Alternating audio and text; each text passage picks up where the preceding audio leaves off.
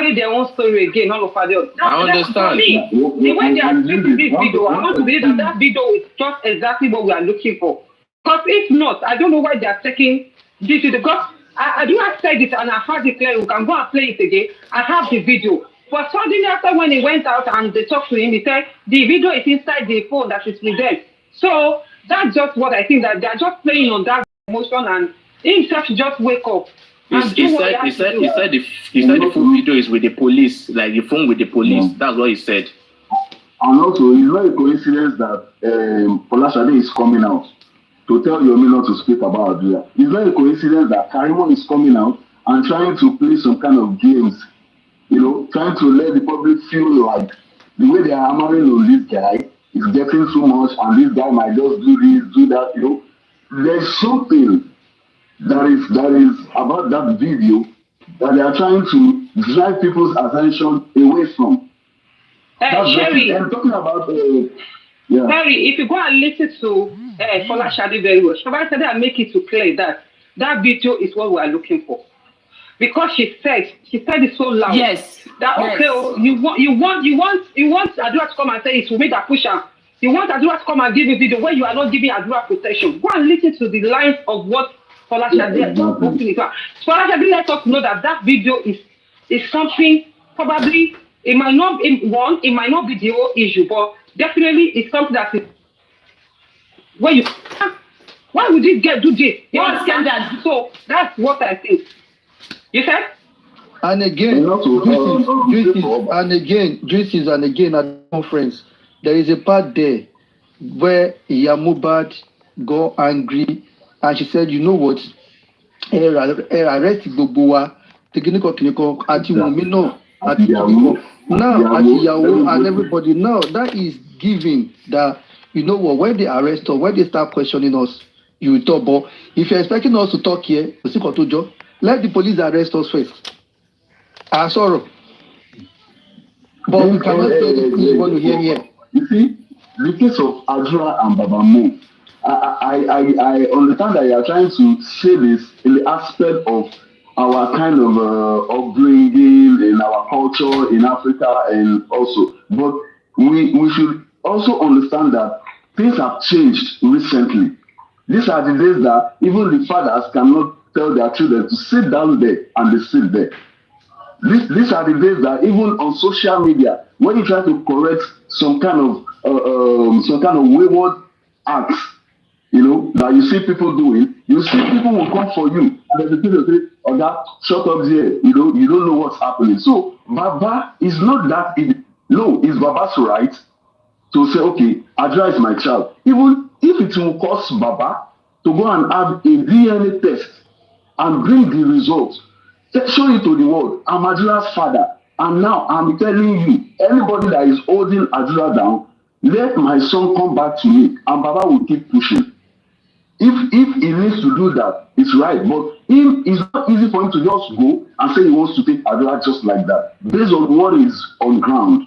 Now, is Adura winning also? That is another thing. Because even the people that's holding Adura, they will not even allow Adura to just go easily. Given the fact that they even have Adura's mother with them. That is the power. Wunmi and this is our people. That is the power they hold first before they start fighting this justice. They hold Mama to their side. They hold Adura. That's the power that they have. Now, what I feel Baba can also do is when he comes out to say anything about this case, he should always talk politely online. He can even make videos, send to his bloggers. Please, people should post this thing. Let it go viral. Talk to Adura, talk in a way that it will touch people, and people will start to bombard these people that are holding Adura down. You understand? But it's not just easy for Baba to say, "Hey, Adura, ma." It won't be that easy, because many things is involved, many things at stake. They know Adura is a point, is a turnaround for these kids, for them to fall down. I always say, it's not a coincidence that they are holding Mama Adura. It's not a coincidence that they are holding Adura. It's not a coincidence that they are saying something is not there. All these things, it works for them. And it won't be easy for Baba. But Baba can try. When he goes out, let him talk about Adura. Let him say words. These old people, they know how to say these words, especially this Yoruba. They know the words that they will say that will make people feel okay. Baba, it's ready. Oh yeah, Egbe Omo Folomo. He can go do DNA test, paste it to the world. These are the things that will give him more strength and power ahead of them. But we just thinking they will just take Adura like that. Chef, you are right. Chef, you are right. If Baba even for one day arrange maybe all those maybe one video for Adura and talk to Adura directly. Adura, mo mọ̀ pé nǹkan báyìí ló ṣe ẹ́, nǹkan báyìí kó mọ̀ bó ṣe máa sọ àwọn ọ̀rọ̀. Even sending message to Adura alone, Adura ó lè gbé fún ẹ̀ kó máa gbọ́ time without number. Tó yẹ kó ó dẹ̀ máa pick choice ẹ̀, ó máa pick interest ẹ̀. So I think Baba needs to work on that aspect. Like Baba doesn't have to be showing that aggressive part on TV that ó yẹ kó ti máa ṣe òun lè kó máa sáré kiri mo ní sáré yìí Adura lè kó máa ṣe gbélé. No, he should at least scold him a little bit, not fully, because telling that on a live TV show and saying that one will be like Adura will be like I don't offend this Baba, I don't offend them. This Baba said no green, no go free, take me back. You understand that kind of thing? But if it's possible, anything is possible. But Baba, I don't think Baba understand that part. All is well. I don't see anything wrong with what Baba did. A parent, no matter what, even Baba scold him outside. Do you think Baba doesn't love him as a son? The problem Adura is having. Baba didn't love him. Baba love it. So definitely it is left for Adura. No, wait. I'm saying, see, we all want all this thing. We all want justice, right? And only Ibokuni Omo Dono to Fogmoshi. Baba understand. He's a pastor now. You understand all these things. You understand all these things. If I want to tell you that action you see Baba displaying on national TV, in my own opinion, Baba just wants to impress people that are saying that they want justice for Mohbad, because we've been in an opinion that Baba is shading Adura. So that is why Baba just come out like that, so that you know that he is not shading anybody. That is the way I see that action. That is the action I'm saying there. But Baba should find a way. We are not saying that. Now that we are not suggesting that Baba should talk to him as a father, this and that. Baba can have bonus and do that. Because if Baba would have done that on national TV again, because Baba went to interview with Oriyomi something. He went there, we know we all capitalize on that. And I think that's why Baba come out as it really came on Adura, just to prove the point that I am for justice. I don't need this. I'm not covering anybody. I accept that. In my own opinion. No, he has to try. He has to try because, thinking of the way everything is, he has to even talk about it more now. Those bloggers, let him make several videos, give to them.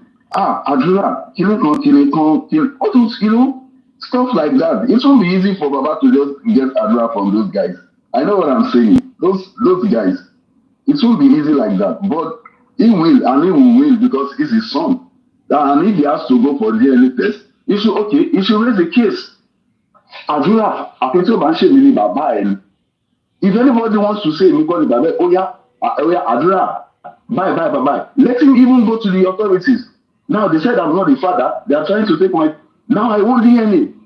Let me do it, and let's all see.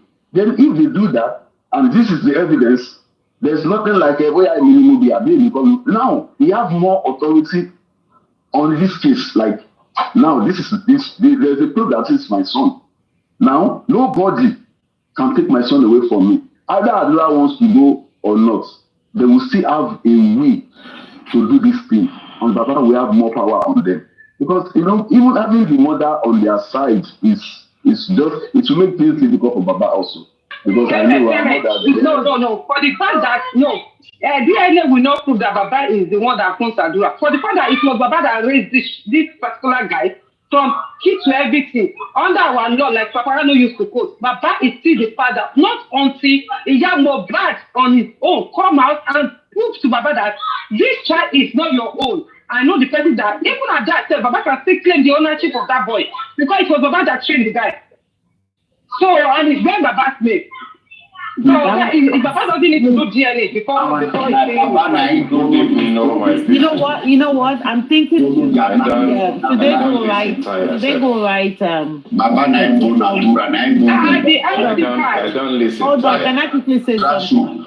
I wonder if you could bring that for distraction. See what they happen now, Una forget when news come and say Mohbad go report to Baba Mohbad family say she be you want me the key Adura. Last night they forget something. I'm not see what play. I'll turn us 100%. Mama Mohbad they look for justice. Just that they don't whether captivity now they call. I don't know what now they call her for English. Now they kidnap all of them.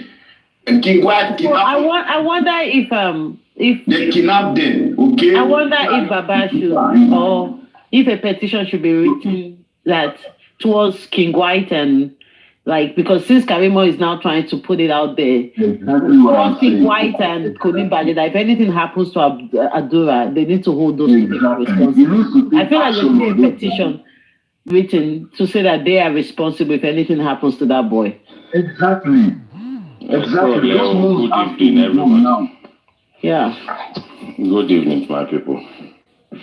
I don't listen tired, but I just say, let me just drop some few hints.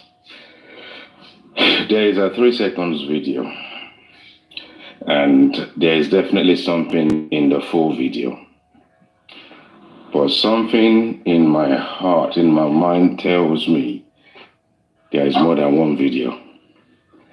I have a feeling that a video itself is more like a combination of streamed videos that will have implications and ramifications. I do not believe it's just one single video. There is a possibility that first of all, the forensics is actually there are 3 seconds out of a particular clip. You now know that you cannot delete the original video, but the original video may be a stream of combination of videos that actually have implications in it. Something also tells me that Mr. Joseph Aloba has an inkling of what is in that video. But there will be more than one video for starters. Now, if we call anything to paternity to play, whether Baba is a father of Mohbad or father of Adura or no, we are talking about a crime, a probability that a crime has been committed. Now, the video may have something in it to actually shed more light on what is perpetrated as a crime or not. Maybe there is really not of substance.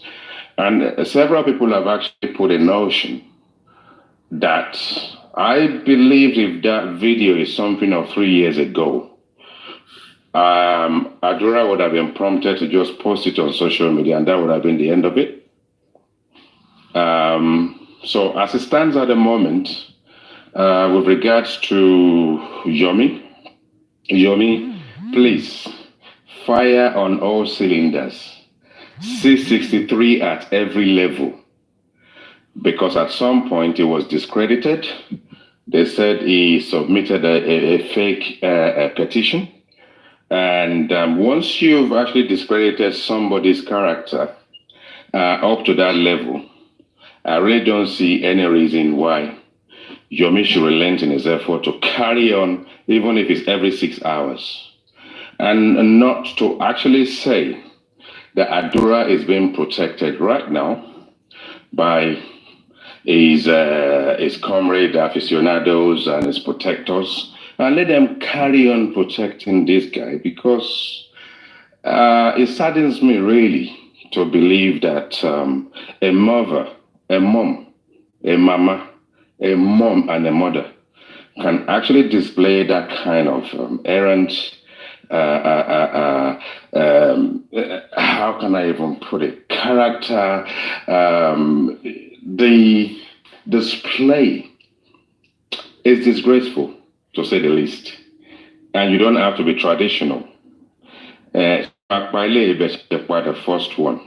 The thing is, if you have protected the first one, if you had actually sort of like been there for the plea, when these guys, and I've said it in the over how many days ago, when Karimo came up with usual nonsense about suicide and all this kind of nonsense. But there is something in what Karimo is said. You need to understand how fickle the mind of a human being is. And remember, they said 5 or 6 million ways to die. Choose one. You look understand. So, like an uphill task. Yeah. Because you have created that bond, that creation, relationship, and that great and everything. There are billions, 6 million or 5 million ways to buy if you want to. If someone chooses to take their own life, and then God forbid that this guy go down that route. And we need to be extremely careful to sort of like say, if he really wants to do that, there are 6 million ways of doing it. And not necessarily mean that any way he chooses will buy him and for him not to be in pain, for it not to happen. But I've said it and I will say it again. The father owes this guy a duty of care for his mental health, to reach out to him by any means, especially the third party. It's not difficult. If you believe that these children are yours, one is gone, and the other one is on the verge of being messed up, when is the next one? And what will be the length in time in which you lose one and you lose the next one? And then what happens after that? What really signifies you? Are you a dad or are you a father? Or are you a combination of both? Because one will be one that just puts a sperm in there, get the egg in, fertilize the thing, and the child is out. And the other one is the one that will be there for the child at all times. And I know within myself, and I always say that to my wife, that look, a child is for life. A child is not for age 16. A child is not for age 18. A child is not for age 21. Once you have a child, they are your children for life. And I will still call my children kids, because I will look after them for as long as I have the breath that God gives me to father them and daddy them. This man needs to do the needful unless he knows something that we don't know, unless there is another engagement in the background that is taking place. And the bond that we actually think is not there is actually there, because this is still, at the end of the day, a family affair. And if that is not the case, it shouldn't take too much effort for this guy to reach out to his son. But bear in mind, there may be more than one video. There may be that video about to open a floodgate of several other videos. Now, whether those videos can be used in this case or not, there will be substance to those videos. And this guy's mental health, as far as Yomi is concerned, is not to be combined, is not to be related. Yomi has got a work to do. Yomi has done something, luckily, that we all have wanted to do. And he's in a position that things will keep dropping on his laps. Maybe he's just that guy. You know, people have different luck in life. Maybe he's just that lucky guy that somehow this thing just keeps dropping on his laps. And once he gets to this, he's done his conference, he will carry on pushing. Because what he has, until it's debunked, until people surrounding and protecting Adura actually come to debunk it, and they have credible information to say it is not what we think. Until Hello. C'est la vie. Hello, Well, good evening. my mic for Bonsoir, the IT guy. Sorry for the interruption or whatever. Yeah. So, everybody, can you be unmuted, Prince Labi? Please be unmuted. Yes. So, guys, this is the man, Prince Labi. He's a journalist and is an activist. He's been in the forefront in the case of Olatunji Ayala, the guy that was murdered in the police custody in Kwara State recently. So they've been advocating on December 19th last year. So the son, I guess the son of this woman was arrested by the police. The police was said to be a younger brother to a man called Gabriel. So Gabriel, as it was narrated, Gabriel is the man, right? Am I on the track? Yeah. So Gabriel lended money to the guy, to the deceased. So then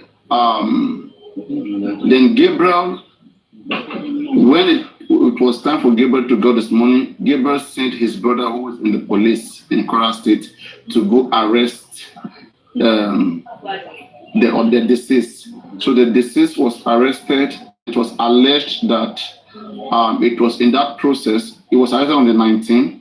The family came there. They wanted to pay and bail him. He was denied bail, and so the next day, it was found dead. So the police called back the family that, hey, come back. Your son has passed.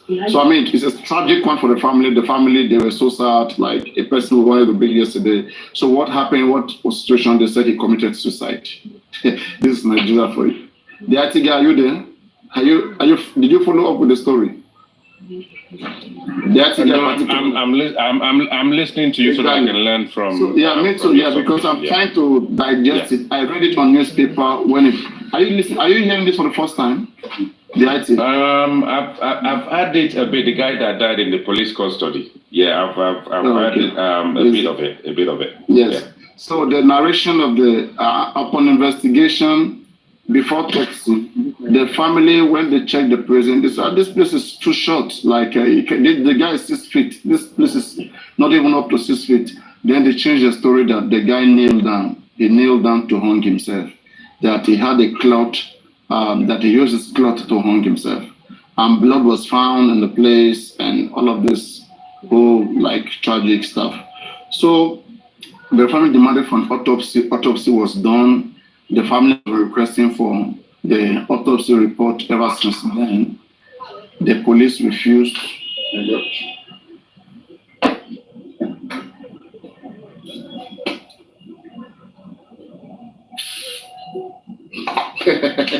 Sorry. These bad flies. So the police refused. They've not given it to the family. Yes, up till now. So, people want to hear from the activist himself, Prince Labi, so you can take the floor and try to, keep it short. So then we can continue, because we're trying to, have them a conference and support them in a possible way to the path of justice. We raised some financial support for the family. I think that was 3 days ago. We have a target and we're almost there, which I believe that we are going to beat right now. By the support of everybody. Go on, Prince Labi. Good evening, everyone. My name is Omowummi. I have been in the forefront in fighting for justice for Olatunji, who died. Labi, there's no light there. Light is good to see the face. There's no external light. It's cool. We can manage. Just go on.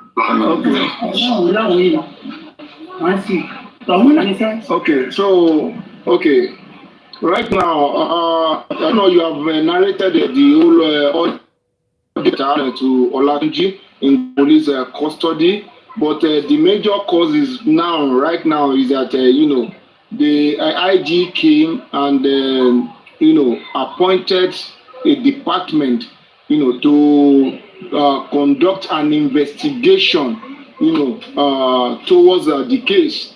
But to our surprise right now, what is happening right now is that the DCP in charge of that case, they withdrew the case from his table. After that, they redeploy him immediately because they know that the guy will not compromise. He's an upright man. And then the result of the autopsy, and we got to know that the investigation has been concluded since last week. But because of what they wanted to do, they are delaying, they are delaying the investigation. They gave it to other junior officers to start all again.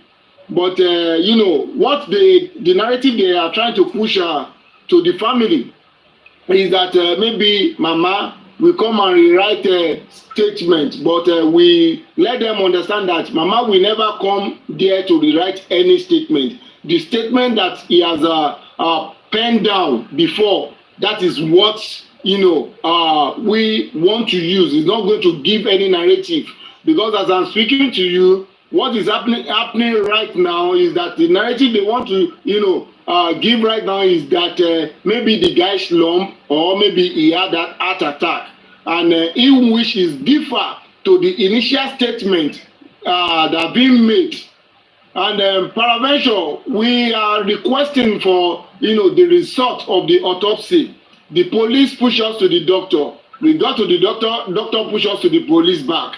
So this is where we are right now. Although we have engaged, legal practitioner to file a case, and in which is in a court, and we are expecting the date of hearing.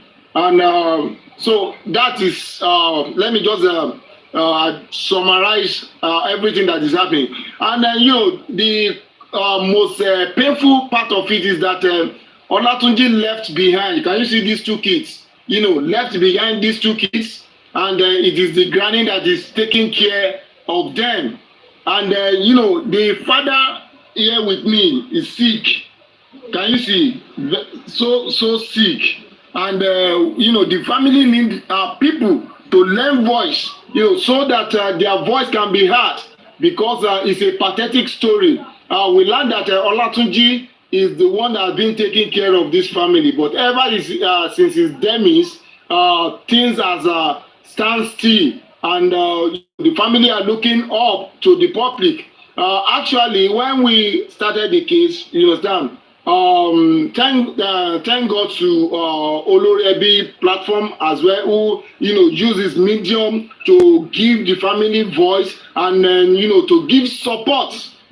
Some good Nigerians give support in a little way, but we have a long way to go. Like this week now, we're supposed to go to Abuja to have a press conference, the regard of being denied of the copy of the autopsy. We've written a petition to Emir of Ilorin, CP himself, IG, DSS, NSCDC, and DPP. And, we want to take another one down to Abuja House. We have written a letter to House of Assembly Ilorin.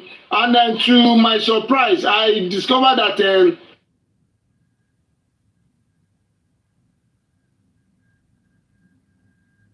to just maybe give a statement or send a representative, to look holistically into the situation, to see how they can,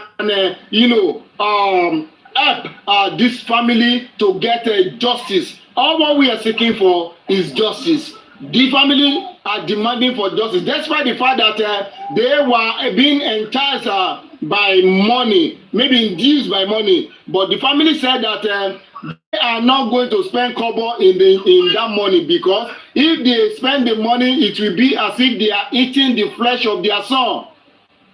They said no, they are not after the money. All what they want is that the justice. The three policemen that perpetrated the evil that caused havoc to the family of Olatunji, they are saying that they want them to be brought to book, so that this will serve as a deterrent to other police officers who are pressing who are oppressing, who are handling, Nigerian citizen anyhow, and thought they are above the law, because one of them was saying that he can send someone to jail because of 3,000 naira. He doesn't care. And now this has happened. He needs to face the music. So the family are pleading to the public to come to their aid, to lend voices to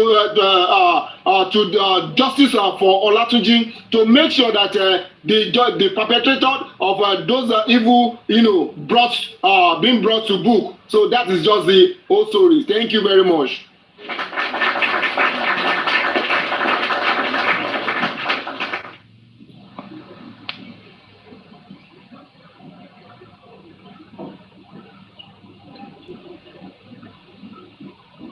Yes, so I say thank you very much for the beautiful and wonderful speech again. So, if there's any question, follow up for clarity, please make sure you do so before we proceed. Yeah, Paparano, from me, very sad situation. And, to be blunt about this, anywhere in the world, including the UK and America, the police will always be on the forefront to protect their own very, very quickly. And we've seen this happen everywhere. And obviously it takes the effort of the public to intervene for there to be, correction in the process. And it is unfortunate that there are several cases that has come up after all this plight and fight for justice for Mohbad that is similar in nature, and actually seems as if Nigeria is now a jungle where justice is the last thing you can sought after and obtain as an ordinary man on the streets. Very sad.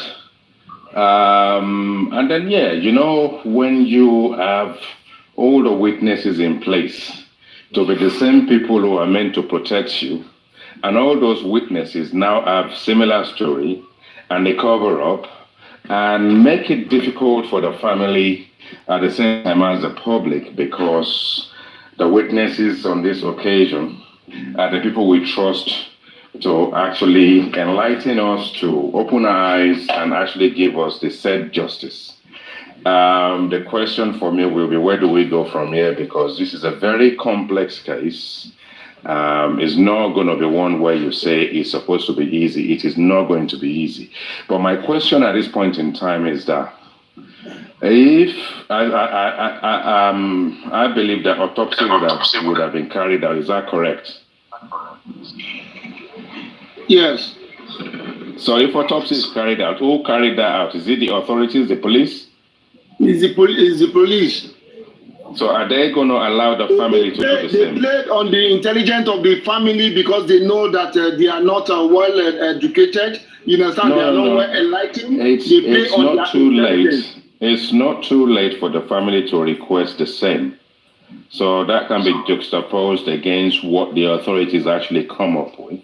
And I think the plight at this point in time is to have, a private or secondary autopsy, and then compare that with the one the authorities actually come up with. I think, for me, that would be a starting point. Because if you want justice and they're telling you that they believe this guy committed whatever he committed or some sort of heart attack or whatever the case may be, I think it's more like a secondary insight that can actually say otherwise. It's a very sad situation that stuff like this can happen. And we're dealing with Mohbad's case. Bamishe is there with African television and a few other cases. And this one actually, comes to play before you can think about it. And it's just the same injustices. Because, look, to be honest, if this guy is the son of a rich man, the son of a well-to-do man, the situation will be different. The perpetrators, the police will probably be behind bar. And I believe that they probably won't do any silly autopsy. They will just bring these people to justice instantly. Because at the end of the day, if you cover up and it's, someone who's well-to-do that can actually throw everything at it, it means a lot of people will go down. And, you know, as the advocate, I remember listening to you on Saturday. I think you came to Paparano's platform when Paparano later in the day was raising money and all this kind of stuff. So I have an idea of how this whole thing actually came about. But, well done to you, sir, that you put all that effort in. And I think that if the public will gonna jump on this one and be behind you and the family, it will be for the family to carry out their own autopsy and check that against what the government or the authorities have in place. And that, for me, will be a starting point. Otherwise, there won't be a cause for justice if you have to accept their findings and just take it as it comes. So, I mean, that's all I can say on the matter for now. Thank you.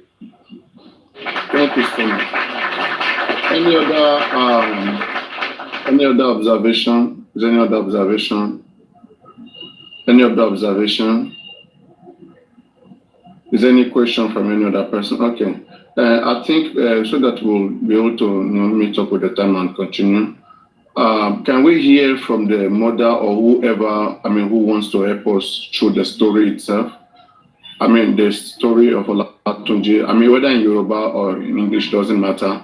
Whoever that is deemed fit, who can help us understand, so then we can. Sorry, Paparano, very quickly. I wasn't reading the comment section. Let me say this very quickly. I wasn't reading the comment section. Yeah, and they said the body has been buried. Press Labi, please. Okay, calm down. Yeah. So I wasn't reading the comment section until now. They said the body has been buried. But it's the same thing as anything else. But because if you want justice, look, I don't know. I think it's just straightforward. The body is being buried. So what? The body can be unburied, and then the same thing can just happen. Yeah. It is complicated, and we want to let you guys know, okay, to our Muslim brothers in Nigeria and all over the world, okay, autopsy, investigating into a death should not have any clash with religion or with culture. Nobody should be killed. Nobody should be killed. That is a red line. Whenever anybody is killed out of their own will or out of the legal procedure or out of the judicial procedure, there has to be investigation. Okay, we cannot mix religion or culture with this. There is no religion excuse. There is no cultural excuse here. Otherwise, these killings are just going to continue. Because just because a person is a Muslim, the person is killed in an unjustifiable way, and then the next thing is burial. That is wrong. It's not correct. It's not supposed to be. Okay? So, but we are just looking at a line here, a line of approach. The body has been buried. The person died December 19th. December 19th, the body is not there right now. They don't have much evidences. Whatever that is going to be tendered by the police is just what they're going to struggle to counter with. It's just like you want to use their result against them. How do you prove them wrong? What if they bring something, you're not pleased with it? How do you go? So we're just trying to look at a way whereby then the public can now have them do the needful or condition them or maybe even call for the exhumation of the guy. If they're not going to do the right thing, then let the body be exhumed. Let the family go get their own autopsy done. One, let the police return their own, let them reveal the autopsy report to the family. They've not released it, as the man was saying earlier, that they've contacted the Emir of Ilorin, and they were told to come back, that they are on the case. So, but whichever, we just want to help the family raise their voice, there through some conferences. This basic assistance. And for my platform, last time I said, even if it's a million, let's just put it together like every other platforms are also giving one or two things. So we just want to assist them in this particular way. And then, we see how it goes from here. There are already people working on the case, which we can lend in our voice, when the time fits. We are on a particular case right now, but we will try our best to also see how to, stretch a hand of help, especially when needed. So that is basically, I don't know whether the family wants to talk to the public, and then, Yes, and then we can take some prayers from the family and then have a support. Very quickly from me, Paparano, Prince Labi, I mean, where do you believe the family can go in your advocacy right now? And what sort of support do you really want from the public at this point in time? Okay. Just try and be specific. Yeah, like now we are planning to go to Berekete. 3 of us, because this is the elder brother of Olatunji and this Mama. So, we cannot pack the whole family down. So we are planning that 3 of us, could go so that, we could go and, express our grievances against the Nigerian police to let them understand what is happening so that they won't be able to cover this case. We are planning but when you watch what we are planning to have a protest, in a House of Assembly, Ilorin. So, maybe to get some thing together and go to House of Assembly, Ilorin, and let them understand what is happening to this family. And we are planning a press conference as well.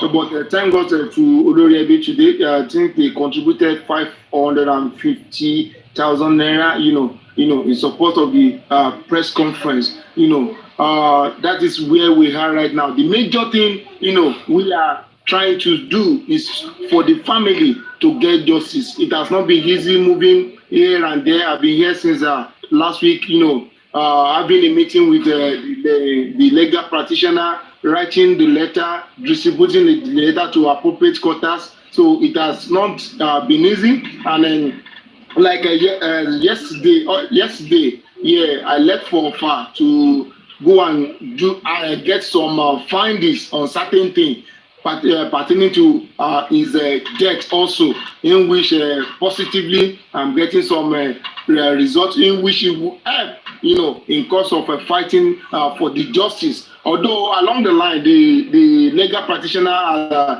really tried a lot by getting some fact finding towards the evidences, against the perpetrator, and kudos to the lawyer. And so those are the area in which we need an assistance this time around. The family, majorly the family, they are the one that needed the assistance. So that's just it. Yeah, I understand. Thank you for that. Carry on, Paparano. All right. So basically, I've looked into the case. I just think that from this point on, awareness should just be raised, and then we see what we can achieve in that. I don't know. Is there any other observation, Olai, Coco, and others and co? Is there anything you want to say before we move on? Before we hear from the family of the deceased? Olai, are you also part of the? Are you following up with the information, Olai?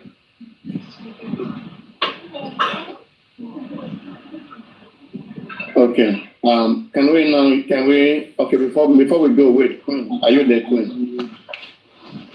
Yeah. You want to say something, Queen? Okay. Papa, I'm here with you guys, but I'm here with you guys, man. It's okay. Yeah. Go on. All right, go on.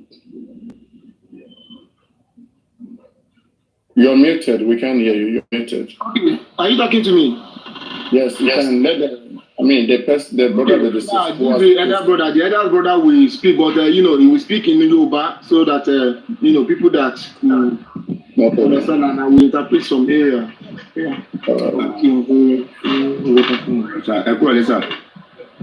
No problem. Yes, sir. Thank you so much. One deliver message from Owo. So we are very grateful. May God Almighty continue to bless you and raise your pocket, sir. I greet you on behalf of our family. Thank you so much. We really appreciate you, sis. So all of our Azuma continue to do bigger.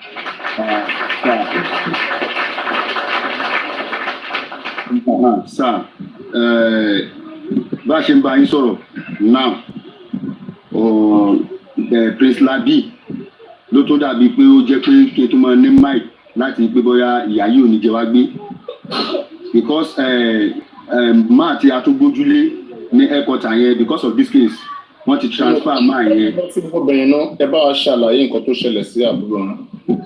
Okay, on the 20th 19th December 2024 so èmi wà níbi tí mo ti ń ṣiṣẹ́ ni àbúrò mi pè mí right before kó tó dìgbà yẹn ó wálé láti tó ti ṣiṣẹ́ ní Ọ̀fà ó dẹ̀ ń sọ fún mọ́ọ̀nù wa ó sọ fún mi náà pé òun jẹ owó kan pé owó yẹn ló ti jẹ́ kó padà síbi iṣẹ́ tí wọ́n bá ti recover owó yẹn ó máa padà síbi iṣẹ́ ó pè mí personally ó sọ fún mọ́ọ̀nù wa náà kò sí problem àmọ́ bá ṣe máa gẹ́ẹ̀tì owó yẹn ló ní 220 ó ní òkè àmọ́ round around bá ṣe máa gẹ́ẹ̀tì owó yẹn sísá wa kan wà ó dájọ́ lọ́dọ̀ sísá wa yẹn ó lọ sọ́dọ̀ sísá wa yẹn sísá wa fún ní 350 so ibi tó ti ń ṣiṣẹ́ ní Ọ̀fà ní Olam àwọn tó máa ń ṣe coaching yẹn ni tó máa ń ta adìẹ chicken tí wọ́n ti pa yẹn ni so mọ́mí wa náà dẹ̀ ń ta adìẹ tó máa ń dín níwájú ta ilé wa so wọ́n fún un ní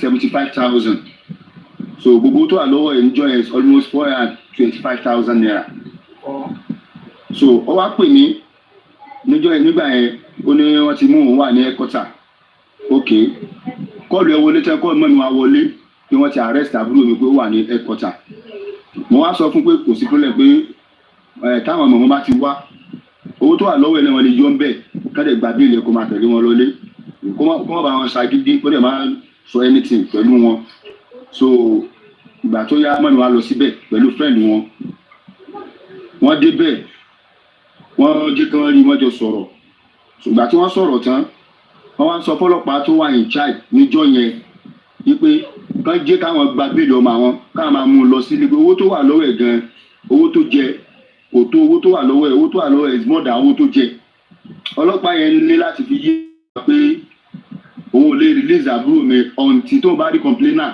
tó ní kó wá arrest ẹ̀ òun tó lè release ẹ̀ ok wọ́n máa wá ní kó jọ wípé ṣé káà máa lọ ni ọba ní àkàn máa lọ pé kódà tí wọ́n bá wá ní ọ̀la òun ò ní release ẹ̀ pé because of 3,000 naira òun sẹ́yìn ẹ̀ lọ sí prison pé for this case kò sí nǹkan tó wọn ò lè ṣe pẹ̀lú eléyìí náà làwọn wọn fi sunkún kúrò bẹ́ẹ̀ ìjọ yẹn tí wọ́n wá sílé so I was surprised ẹ̀yin tí wọ́n ti wá bá pé kẹ́ ẹ gba bẹ́ẹ̀lì ọmọ tẹ́lẹ̀ gba bẹ́ẹ̀ ẹ wá ń pe sísà mi tó jẹ́ second born tí wọ́n bí lè mi pé kán mọ̀ bọ̀ wá ní nǹkan bíi 10 that same day 10 alẹ́ 10 p.m. Yes, that same day pé kán wá gba bẹ́ẹ̀lì àbúrò mi so ó wá ń jẹ́ kán understand pé ilé ọkọ lòun wà pé òun ò lè left ilé ọkọ wọn láti pé kó wá síbẹ̀ yẹn pé ṣèbí ó dẹ̀ ní bébì lọ́wọ́ tó mumú tó ń ṣe bíi òun ò lè wá síbẹ̀ yẹn ó tún yá ó ń gbà tó wá sọ fún báyìí káwọn wá ní ṣe dáàdì nǹkan dáàdì wá sí wọn ò lè wá síbẹ̀ yẹn rárá àtọ́ ṣé ẹ̀ ní mọ́gàjí ẹ̀ ní ẹ̀gbọ́n bàbá ẹ̀nà wọ́n ti sá pé kí ló ṣẹlẹ̀ tẹ̀ ń sọ gbogbo ilé ọkọ yẹn sà sọ fún pé kó má dáhùn lóhùn pé báwọn ọlọ́pàá ti máa ṣe nìyẹn kí ni tí wọ́n ti wá ọ̀rẹ́dì láti fẹ́ gba bẹ́ẹ̀ ẹ̀ gbà ẹ̀ wá ń pè ní nǹkan bíi 10 ó tún yá tún pè ní 11 wọ́n ṣàpè títí di nǹkan bíi 2 o'clock so ìgbà tó di 2 o'clock yẹn wá declare fún àbúrò mi èyí tí wọ́n bí lé yẹn tó jẹ́ ọkùnrin wípé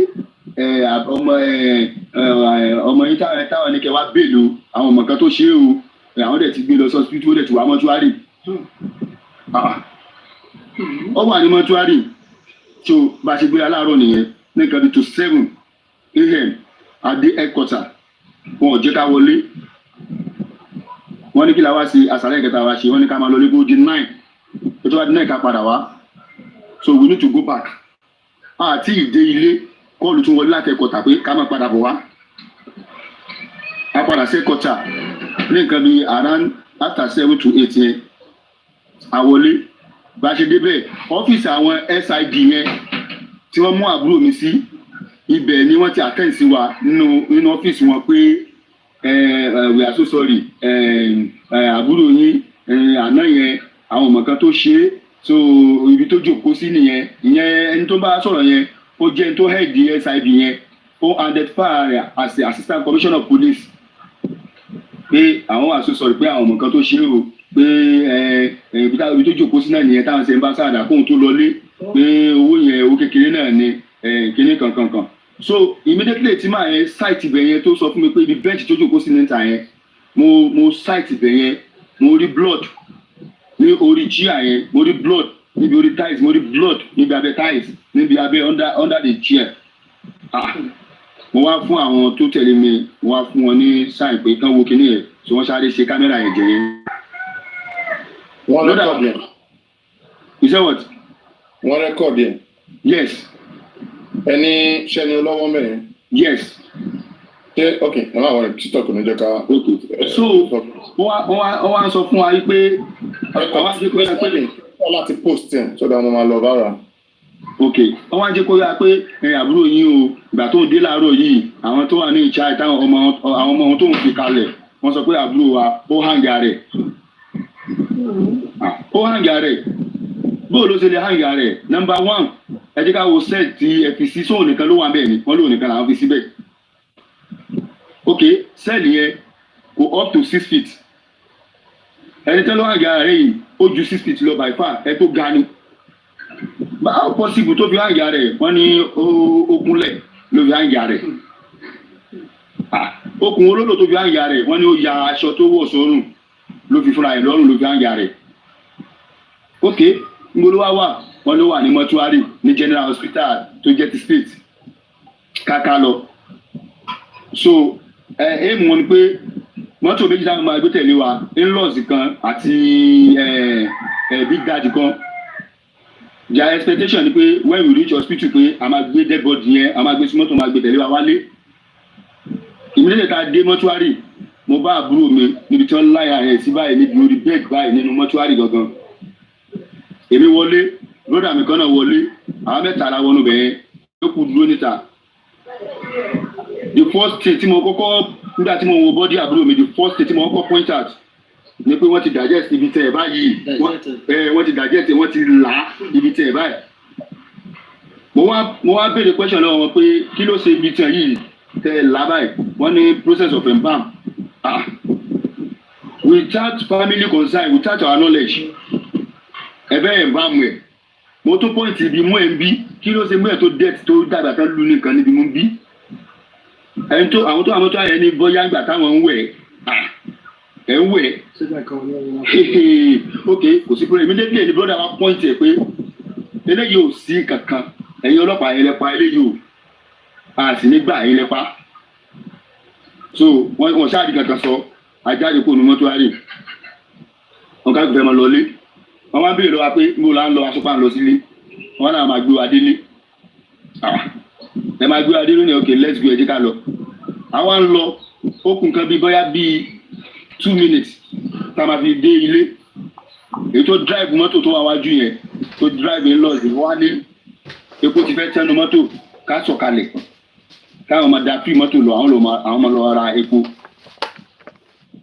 tó bá ṣe kúrò bẹ́ẹ̀ nìyẹn táwa sọ nílé everybody ṣe lọ sí ẹ̀kọ́tà nìyẹn everybody ṣe dé ẹ̀kọ́tà tí wọ́n ń pariwo àwọn blogger ti wá wọ́n ti gbé wọ́n ti kọ́kọ́ pa ọmọ student kan náà ní ibi tó close to ẹ̀kọ́tà àwọn yẹn náà ti reinforce wọ́n ti wá sí ẹ̀kọ́tà ẹ̀ tó jẹ́ deputy commissioner of police ó wá bá a ṣe meeting níbi hall wọn báyìí ó ń bẹ̀bẹ̀ pé ká jọ justice máa jáde pé gbogbo àwọn iṣẹ́ yẹn máa mú wọn ká lọ pé àwọn èèyàn wa pé ká jọ pé ká máa lọ sílé pé kí wàhálà má ṣẹlẹ̀ pé because àwọn yẹn ti reinforce síta tí wọ́n pariwo pé àwọn ò ní gbà pé ìdájọ́ òdodo máa jáde yes sir since then bá a ṣe kò sí nìyẹn IG wá sọ́dọ̀ wa IG náà ti lọ sẹ́kọ̀tà ó lọ check ìsẹ́yìn IG náà ti lọ sẹ́kọ̀tà ó lọ check ìsẹ́yìn yẹn òun fẹ́ káwọn tó jẹ́ IGPU náà àwọn community kan lọ check ẹ̀ òun ti mú nǹkan tó ń fẹ́ mú níbẹ̀ ó lọ́dẹ̀ jẹ́ kó yọ àpé ìdájọ́ òdodo máa jáde that very day tí IG wá mo ní rẹ́kọ̀dì ẹ̀ lọ́wọ́ ó ṣètò kan wá níjọ́ yẹn but because of population to meet ó sọ categorically pé òun ò lè drop ẹ̀ pé but tó ń bá lọ tán òun máa rán CP pé because òun rí nídìí pé bóun ṣe wá population tó ń bá. IG yẹn wá ṣé wọ́n ti sin bọ̀bọ̀ yẹn nígbà yẹn kó tó wá. no wọn ò tí ì sin àti ìsìn ọtọ́ sí gan. ó ló kún yẹn àbí wọn. ó dà kó ló ti lọ check ẹ̀ bọ̀ ìwọ̀n àbúrò lọ sí general kó lọ wo òkú yẹn ní ìròkó wò ó lọ Wọ́n máa tí wọ́n gbé kéèsì yìí nígbà tí IG lọ IG tó padà sí Abuja ó ti sọ fún àwọn ó sọ fún lẹ́kọ̀ọ́ pé kán transfer kẹ́ lọ sí state CID pé àwọn nìkan handle kéèsì yẹn tọ̀ àwa ń gbọ́ láti state CID yìí pé àwọn the same suspect yìí àwọn náà ni wọ́n fẹ́ ṣe àwọn náà wọ́n fẹ́ organize autopsy test tí wọ́n fẹ́ ṣe wọ́n wá nítọ̀ ẹ̀gbọ́n tí wọ́n ṣe pé tí wọ́n bá ti lè gbé lọ sí CID yẹn kí làbẹ́ ọgbà àwọn kan náà ti wá gbà yẹn àwọn Human Rights and NBA Nigeria Bar Association wọ́n ti wá so à ń bù wọ́n gbọ́ bó ṣe ń lọ so along the line àwọn yẹn wá jẹ́ kó yá pé tí wọ́n bá ti dé tí wọ́n bá ṣe autopsy yẹn tó bá yẹ pé máa CID kìíní yẹn òun ló bá kàn dọ̀ tẹ̀ pé ká gbogbo ìwọ́n àlẹ́ mọ́ dúró bẹ́ẹ̀ wípé máa yẹn pẹ̀lú CP wọn ò gírì rárá pé because máa yẹn máa ń sọ òótọ́ tó máa ń sọ yẹn wọ́n hate ẹ̀ níbẹ̀ yẹn. ní ìyẹn ló wá dé kó yá káàdì tètè kán mọ̀ ẹ́ pé wọ́n bọ̀ sí autopsy yẹn o ọ̀ǹtì tán bá gbé kéèsì yẹn wá sí CID àwọn community àwọn IDPU àwọn kílókù ẹ ti jẹ́ wọ́n ẹ̀sẹ̀ tó kọ lẹ́tà tí ọ́fíìsì CP wọ́n kọ lẹ́tà káàtó ẹ̀sẹ̀ wá dá kéèsì ẹ̀ padà sí TID ní kí wọ́n gbé lọ wọ́n wá pé alájọ pé wọ́n ti gbé wá ẹ̀sẹ̀ sí autopsy yẹn. So after that àwọn people tí àwọn tó ń ṣiṣẹ́ yìí mo lọ sí headquarter tie with that number like 5 times tí mo lọ request pé I want to sue these people tí wọ́n pa àbúrò mi mo fẹ́ rí wọn one on one wọ́n need láti máa post mi pé mi ò ní opportunity láti rí wọn pé I cannot see them pé because tí bá rí wọn mo lè commit pé bóyá mo lè pa wọn àbí nǹkan kan wọ́n wá mú àbúrò mi kan àtọ̀rẹ́ àbúrò mi tó kú yẹn wọ́n wá ní káwọn méjèèjì mọ̀ bọ̀ wá pé àwọn fi àwọn people yẹn hàn wọ́n pé ojú àwọn yẹn ó tún lọlẹ̀ ju ti tèmi lọ I'm telling you sir wọ́n gbé àwọn méjèèjì jáde kó nínú ọ́fíìsì tá a jókòó sí like 30 minutes ìdókòó pé wọ́n lọ fi àwọn people yẹn hàn wọ́n wọn ò fi hàn wọ́n o ìgbà tí wọ́n dé padà mo béèrè mo ń ṣe rí wọn láwọn ọlọ́pàá kan ti ṣe bí 2 months ago tán kó sínú sẹ́ẹ̀lì àwọn ọlọ́pàá yẹn náà fi hàn àwọn. So these people they try to play our intelligence tó yẹ pé wọn ò ready láti ṣe anything pẹ̀lú kínní ìgbà tí test autopsy tó wá jáde wọn ò pè wá wọn ò jẹ́ ká mọ̀ anything. Last week Thursday ló dà pé ó jáde àwa fún wọn di Friday pé bí wọ́n ṣe máa pè wá upper week Thursday ló jáde so àwa fún wọn di Friday pé wọ́n máa pè wá wọn ò pè wá. That same man tí wọ́n padà transfer yìí ó ní ká mọ̀ jẹ́ kẹ́ni so olówó ajé ká mọ̀ pé ẹni máa kan wá pè wá wájú ká mọ̀ yìí pé ká tètè wá bá wọn o result ti jáde kódà òun ní ti tòun lọ́wọ́ pé èyí tó wà lọ́wọ́ òun gan nothing like pé ọmọ yìí commit suicide àbí pé ó fokùnso kò sí nǹkan tó jọ ní result yẹn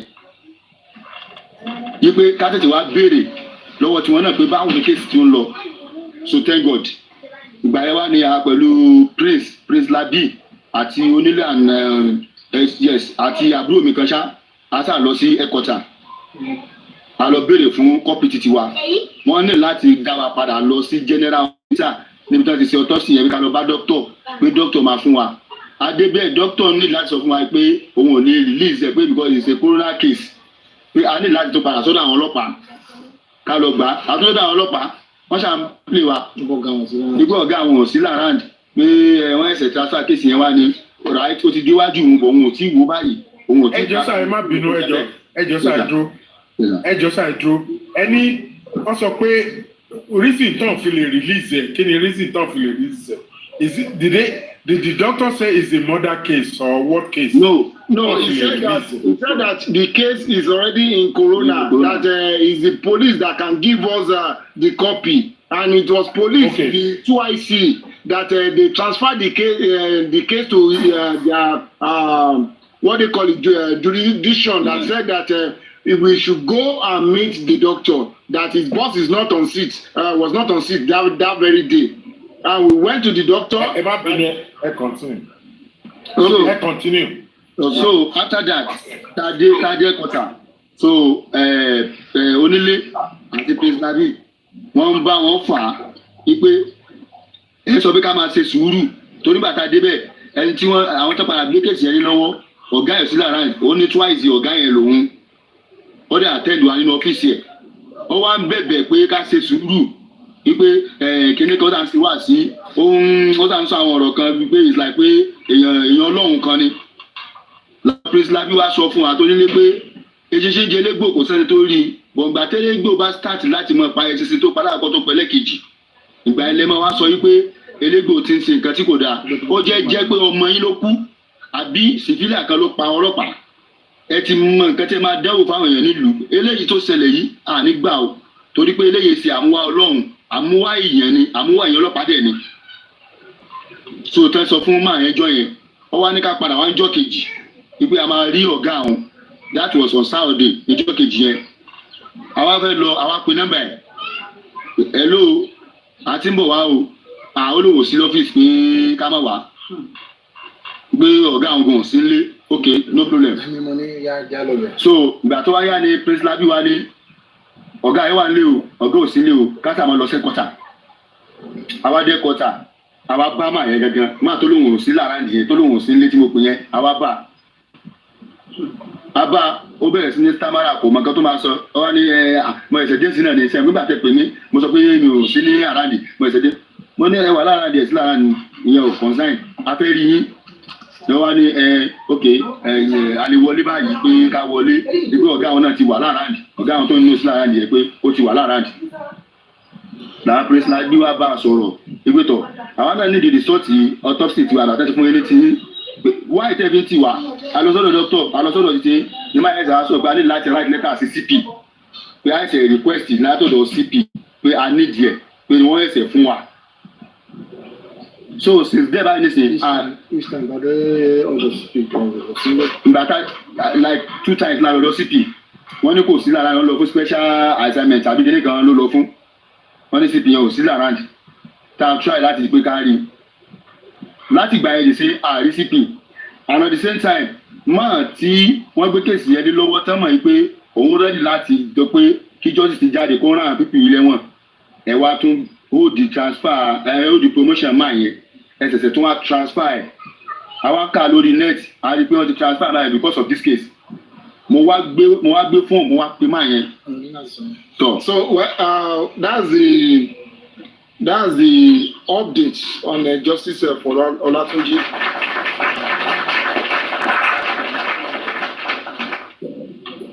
Just summarize in very few words. What is it? Can you summarize in few words? Okay, yeah. What he said, let me just quickly summarize it. Well, Olatunji was manhandled in the police custody, and he died in the police custody. And Paraventure, they took him. They are saying that they were saying that he committed suicide by tearing his clothes and use it to hang himself in a police. But unfortunately, the family, tried to ask that how will such happen? Let us see the cell. On getting to the cell, they discovered that the cell, is not up to 6 feet, and the guy is taller than 6 feet. The answer that how did it happen? They said the guy knelt down and commit suicide. Now, what happened is that okay, let us see the body. They said they've taken the body to the mortuary already. Why will you take the body to the mortuary without our consent, without our knowledge, without we seeing the body? Now, okay, let us go to the mortuary. On getting to the mortuary, they discovered that they dissected his slab already, and then they asked what happened to his slab. They said that it's a process of embalming. And unfortunately, the nose bruises were on the nose by the side of his cheek. You understand? It was as if they eat him something. Blood was coming out from his nose. So that was why they wanted to give the family the remaining body of Olatunji, but the family rejected that. No, they will never accept that until proper investigation is being done. So that prompted the intervention of Emir of Ilorin to call IG to come and look into the case and come and visit the family. Actually, during that period, IG came to Ilorin for another assignment, but he now used the medium to come and see the family. So along the line, you understand, they make a monetary exchange that's okay. The family will need money maybe to do burial, to do all sorts of things. They gave the family 5 million naira. But thank God, the family said that they will never spend a dime in that money, because if they do, it will be as if they are eating the flesh of Olatunji. So, and that's really serve as a some evidences that okay, why do they, if they know that they have not committed a such crime, what prompted such benevolence? You understand? And along the line, we have been pursuing the case. We have filed, to the Federal High Court. We have written some letters. We are waiting for the date of hearing, and we have written to appropriate quarters. But what baffled most was that the DSP that is investigating this matter, they knew that the man was a man, is a man of his word. They took the case away from him, give the case to the junior officers. That, as if that is not enough, they gave him 2 queries. They transferred him now. They redeploy him from Kwara State to Abuja, as I'm speaking to you. So now the case is with them. Autopsy has come out since upper week Thursday. We requested for the copy of the autopsy. They directed us to the doctor. We got to the doctor. Doctor directed us back to them, and then it has been back and forth since then. So we've written to the Emir of Ilorin, we've written to IG himself, we've written to some appropriate quarter to let them understand that our grievance, that the family is not well pleased by the way the case is being handled. So all this one call for us to just had a meeting and said, okay, there are steps we need to take when it got to this position. So that is the update. Thank you very much.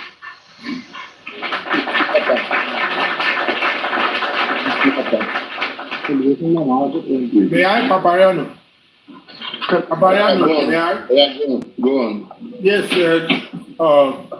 good evening, everybody. Mama Epeleo, Akinyo,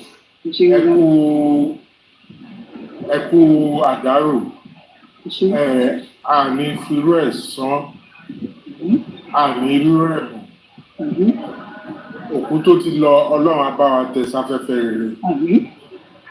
Bọ̀ àwọn tó ṣe eléyìí, Ọlọ́run wà. Mo ti gbé Ìlọrin rí, mo yẹ mọ ìwà Ìlọrin.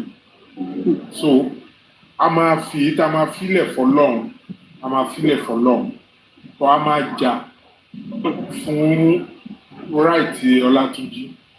Mo ti ṣe donation lórí lórí olórí ẹbí platform, but this is my main platform, and I'm happy. Inú mi dẹ̀ dùn pé Papariano ó allow pé láti bring it up. I will also make contribution here. But àwọn point tí èmi fẹ́ fàyọ mà, inú mi dùn pé ẹ ṣe fún Prince Lapi ní power of attorney yẹn. Inú mi dẹ̀ dùn bẹ́ẹ̀ ṣe decide pé iná ṣíṣì nínú 5 million. Àwọn máa dúró tèyí gbágbá. Lágbára Ọlọ́run máa kó yín lọ. Inú mi dùn mà. Nǹkan tí àwọn nǹkan kan wà tó fún wa ní kàyéfì, tó surprise wa. Ẹ má bínú tí máa ń sọ òyìnbó mà, nítorí àwọn tó ń gbọ́ Papariano olóyìnbó wà, oní Yorùbá wà. Nítorí tí màmá sọ òyìnbó, màmá sọ Yorùbá. Ẹni tí ó ní owó ju owó tí wọ́n fẹ́ gbà lọ́wọ́ ẹ̀ lọ, tí ó arrest ẹ̀, tí ẹ gbé police station, tí yọ owó tí ẹ fẹ́ gbà lọ́wọ́ ẹ̀ kẹ́ jẹ́ kó máa lọ, tẹ́ mú dúró tó jẹ́ dandan, tó yẹ pé dandan ló máa dúró díjọ́ kejì. táwọn fámìlì ẹ̀ wá tó ń pè pé ẹ jẹ́ kó máa lọ ẹyọ owó tẹ̀lé rárá bọ̀ ó wá dàárọ̀ ọjọ́ kejì ó wá ti kú ẹ wá bọ́dà láti pa àwọn fámìlì ẹ̀ pé ọmọ yìí kankan máa ṣẹlẹ̀ sí bí o ẹ wá kí la tún máa ṣe o ṣàmà lọ ṣe autopsy ni àbí kí ni o ọlọ́pàá ní ìnà ẹ̀ mọ̀fin ara gbogbo nǹkan tí à ń sọ ní ti Mohbad nǹkan tí Papariano tó máa ń sọ láti gbà tá a ti bẹ̀rẹ̀ kínní ni pé tí àbá tí ilé ọ̀tún tọ́lọ́pàá bá wá lé ọ̀tún tó àrẹ́sì yàn tó mú lọ tó bá wá lé òsì tó àrẹ́sì yàn tó mú lọ tí ẹnìkankan ò pariwo wọ́n tún máa wá mú ẹlòmíì Mohbad Èkó ló ti ṣẹlẹ̀ eléyìí tí wọ́n á di kàyéfì ju ti Mohbad lọ ti Mohbad ọlọ́pàá náà ni ó ní shortcomings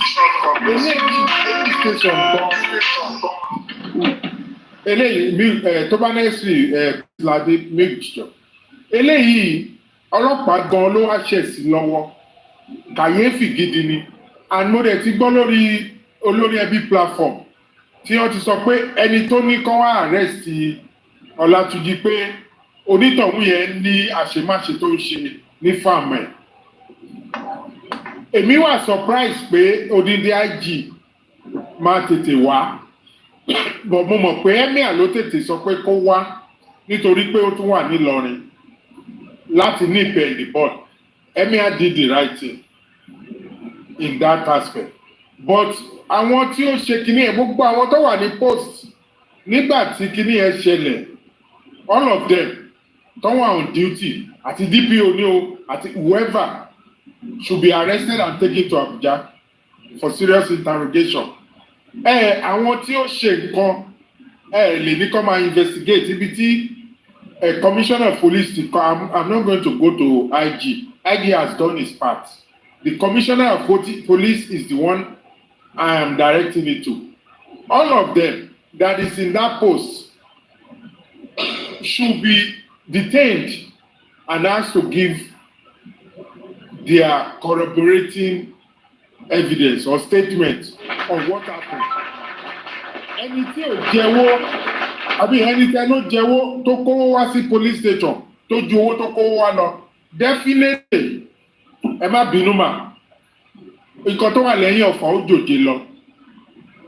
Ẹni tí ó tọ́nà ṣe mo mọ nǹkan tọ́nà ṣe ó ti rí pé ọmọkùnrin ìwúlò fún un ni ó dẹ̀ nídìí àwọn nǹkan lára ẹ̀ nǹkan tó ṣẹlẹ̀ nìyẹn because under 24 hours arrest yẹn ó dẹ̀ ti kú ẹ dẹ̀ ti ṣe autopsy without family consent or approval. Ẹlẹ́jọ́ bá wa gbọ́ ẹ jẹ́ kí ìròyìn gbé. Papariano, please, thank you for allowing this family to come on your panel and explain. Mama, èmi máa dáwó fún mọ̀mẹ́ni tó ń gbà. Mo ti dá lórí ẹbí, màá tún dá ń bì náà fún ẹni tó bá ń gbà. Papariano ló ní àṣẹ bíi. Mo ní fẹ́ sọ etí máa dá. Mo dẹ̀ mọ̀ bí Papariano ṣe máa ṣe nìkan gbà. Bọ̀ Papariano mọ̀ mí ó borúkọ mi, ó dẹ̀ mọ̀ pé máa dá. Ẹ jẹ́ kí n fi mọ kẹ́lòmíì lè sọ̀rọ̀. Bọ̀ kò sí ẹ̀tọ́, kò sí ìjà tí à ní jà tí a máa fi rí justice fún Ọlátúnjí. Bá a ṣe ń fẹ́ ètò fún Mohbad. Ẹ pẹ̀lẹ́ ẹ má bínú. Ẹ bá wa máa tọ́jú bàbá. Ẹ bá wa máa tọ́jú bàbá. Nítorí àwọn onídìí mo fẹ́ bá yín sọ̀rọ̀. Mo gbọ́ mà.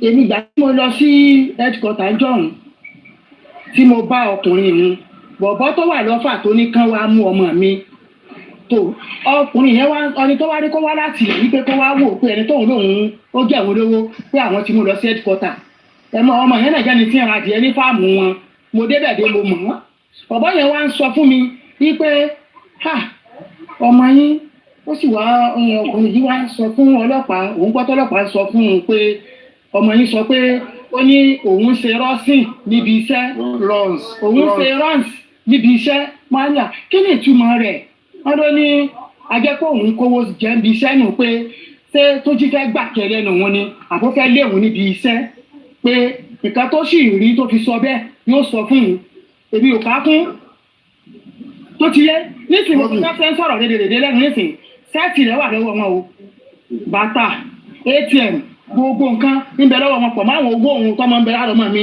wọn ò kó kankan ọ̀ tí ìkólẹ̀ wọn ò kó lẹ̀ wọn ò ní ìsì rẹ̀ o ọmọ mi lọ bọ́ọ̀bọ̀ mi lọ ń béèrè wọn ò fún un dédédédé ni wọ́n wí àwọn ẹrù rẹ̀ tó wà lọ́wọ́ àgbàlagbà gbogbo ẹrù rẹ̀ àti bẹ́ẹ̀dì tó gbé lọ ọmọ tí ó ní pẹ́ẹ́ni tó wá pè jáde tọ́jú ọmọ àdúgbò yìí ìbẹ́ẹ̀nbẹ́ tó yẹ kí ó sọ pé kó ní kókó ẹrù ọmọ mi wá wọ́n wá sọ wọ́n lẹ̀ wọ́n ní àwọn sọ pé kọ́lọ́pàá ó pa àwọn ní kọ́lọ́pàá béèrè owó ni wọ́n wá ló dáa ǹjẹ́ ó wálé wá bá mi kẹ́ mi jẹ̀mú lówó ǹjẹ́ ńgbà tí ó àrẹ́sì ọmọ yìí ǹjẹ́ ó wálé ẹ̀kàn kíláàpù ọmọ ní títì ẹ̀sì lọ́ pa ẹ̀sì pátá ẹ̀ ló tẹ́lọ̀ lára rẹ̀ gbé lọ mọ́ṣúárì. mọ́mì ẹ jẹ́ purọ́ kan fún yín mà ẹ jẹ́ purọ́ kan fún yín mà ẹ jẹ́ purọ́ kan fún yín ọlọ́pàá ò ní right láti bá ẹnìkankan jà fólówó civil case ni mo jẹ́ lówó gbapá ní ògbapá ní kò sí nǹkan tó kan ọlọ́pàá níbẹ̀ nǹkan tí èmi fẹ́ kí Prince Labi ẹ̀jẹ̀ bá mi mìtẹ̀ nǹkan tí èmi fẹ́ kí Prince Labi tó ní power of attorney kó máa lọ bá ọlọ́pàá fà títí mọ́ IG kí ló kan ọlọ́pàá pẹ̀lú ń bá wa sinwó kò sí nǹkan tó kan ọlọ́pàá tó wá di ikú so ikú ọmọ yín ó wà lọ́rùn Nigerian government nítorí Nigerian government ló ní police station kí ló kan Nigerian government láti béèrè owó Prince Labi when we are dragging the Nigerian government nítorí òun náà di debt collector tá a máa lọ sí court and I know your lawyer I have listened to you many times mo wà ń bẹ̀ nígbà tí ẹ lọ file gbogbo ẹ̀ what your lawyer should be dragging is that when did the police become debt collector to now become a murderer this is a murder on Nigerian government period the elder meet here this is a murder on Nigerian government it is the responsibility of the government when did the police become a debt collector Labi you have the power of attorney that is your stand that is our stand that is what let them explain that first our monkoto lead they should when did they become debt collector this thing has to stop I've been to police station today and it's one of the emphasis that I put on another different case you know police are not debt collectors they are peacemakers the peace ends nígbà tí ọmọ yín ti débẹ̀ tó dẹ̀ kówó dání á yọ owó yẹn á dẹ̀ ní kó padà wá notwithstanding pé òun nílẹ̀ láti yọ kọ́bọ̀ á ní kóun náà lọ́lé kó padà wá ńjọ́ kejì kí tí èmi ti dé police station lẹ́nìí àwọn tí wọ́n invite mi síbẹ̀ wọ́n ní kí n wá lọ́la ni wọ́n ní kí àwọn náà wá lọ́la mú mi mọ́lẹ̀ police station nìyẹn lẹ́kọ̀ọ́ ló wà nǹkan tó yẹ kán ṣe fún Ọlátúnjí nìyẹn and they didn't do it because they know they have a mission. Prince Labi, your first instance is when did they become public debt collectors? That is what we want to know. That is what IG needs. No, take it back. That is what the Commissioner of Police needs to explain to us. Thank you. Mama, Mama, I feel emotional. We are going to talk more about the case. We're not just going to use all the time. We're still going to talk about the case. Even as the support is ongoing, we can still be talking about it. So let's put out the account, which we have promised to help the family with at least 2 or 3 million. If we can do that, I will appreciate the platform. It is up to you now. The account number will be going on in the comment section. Can we put it and be copy and pasting it as you are receiving? Please do not mention the name of the contributors. You just confirm the amount of money that is contributed, and then we can see how much round figure we can make and then move on with the other programs. So let the account be dropped in the comment section. Guys, if you want to contribute, if you want to help support this family, just look at the comment section. It's going to be dropped. Moderators, copy the account and continue to repost it. And as you're getting alerts, as usual, you do not mention name of anybody. just the amount, you just type confirmed. If you see 200,000 confirmed, just 200,000 confirmed. 500,000 confirmed. Any amount confirmed. So that's just what I expect from you. I have not seen the alert. Please wait now. But I have dropped 100,000 now. Please. I'm taking charge right now. I'm coordinating. So, Prince Labi, all you just have to do is confirmed. Are we okay, Prince Labi? All right. So let's the account number. Let it be in the comment section. Can we have it? I've not seen the account number. I haven't seen the full details. I mean just wait now. I'm coordinating, please. I'm the one checking. When I see them, I'm gonna tell people. Tell everybody. So, Prince Labi, can you hear me? We have not seen anything yet. I can hear you. When you can drop account, I can hear you. Multi-paste. When you can drop account. I'll see it. Multi-drop it. Okay. I'll see it. Timbari minimum announce Timbari. We have not seen it. Anybody will see. More. Good afternoon, Papariano. No, please, not now. Later. Mm-hmm.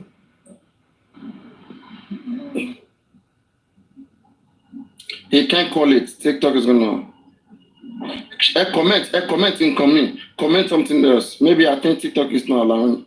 Comment something else, comment like hi. Okay, the hi is showing. So, in content machine pay, boya eko fi orúkọ bank síwájú ẹ̀. Ẹ forúkọ bank síwájú ẹ̀. Àbí kẹ́ forúkọ yín síwájú ẹ̀. Mo bẹ́ẹ̀. Ṣé bí last time. So, wọ́n ní kẹ́ space number yẹn. If it's space, sorry, number yẹn.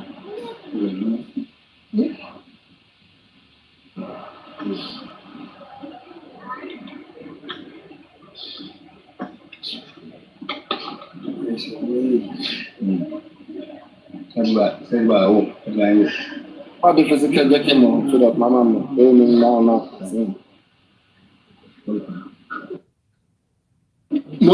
Modifisi check it, show your phone. I'll see it.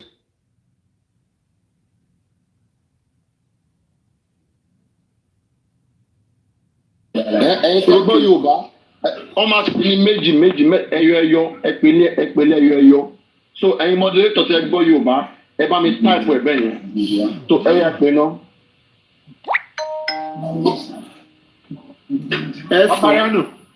Papariano. Ṣé ọ lè kọ́ wá fi hàn wá? Ṣé kọ́ sórí pépà? No. Ẹ bá máa fi kọ́ Káwá screenshot ẹ̀. Okay, No. Ṣé ká try ẹ̀ ṣá. You have it on his WhatsApp and screenshot it and use it on the ground.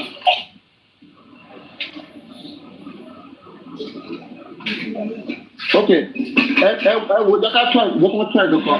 Ẹ pé ní Yorùbá, àwọn moderators máa type ẹ pé ní Yorùbá náà ká try. Okay, ẹ̀sán, ọ̀kan, ẹ̀fà, èje, ẹ̀rin, èjì, ẹ̀sán, èjì, ẹ̀fà. Money point. Prince Labi, òun ni mo ti type yẹn. Ẹ̀yin náà lè ṣe é. Ṣé bí mo type 004677 yẹn? Ẹni sùn náà. Màá dọ̀ ẹni sùn ní mò ń kọ́ ẹ kí n bá wọn jíìlì ẹ̀. Ẹ má yẹ ká kí ni máa dàrú ẹ fẹ́ nìkan ṣe. Ẹni sùn. So ṣé ẹ wo nǹkan tí the sniper kan yẹn ṣé òun. Mẹ́sàn-án kan No, correct. This sniper odo ló jẹ́. Ọ̀kan, ẹ̀fà, èje, ẹ̀rin, Maybe they are not the type way.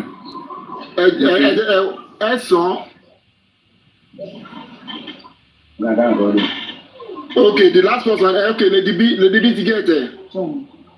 Bank only. Money point. Okay, ṣé Prince Labi ló wà ńbẹ̀? Yeah, Owolabi Olumuyiwa ló wà ńbẹ̀. Ẹni sọ̀rọ̀. Ẹ ká coordinate kíkíní kó bá lè tó everybody. Yorùbá lè kọ́kọ́ ló wà ní báyìí. Ẹ ká wá bí a ṣe máa ṣe bóyá máa tó everybody. Kó má di rowdy something. So guys, we are still trying to find a better way to put out the account. Just wait. Do not send money to any account. Just wait first. Let's try to have it settled. Let's see the account. Moderators, please help me repost that account with money point with the name of the bank. Moderators, until I see you guys doing it, I won't even let anybody. Ẹ̀sán, ọ̀kan, ẹ̀fà, ẹ̀rin. Ẹ̀yẹn ní sùn.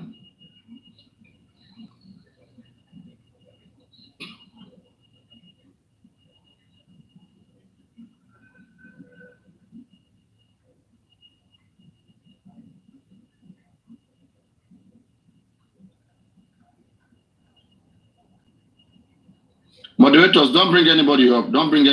Moderators, do not bring anybody up. Okay? Don't bring anybody up.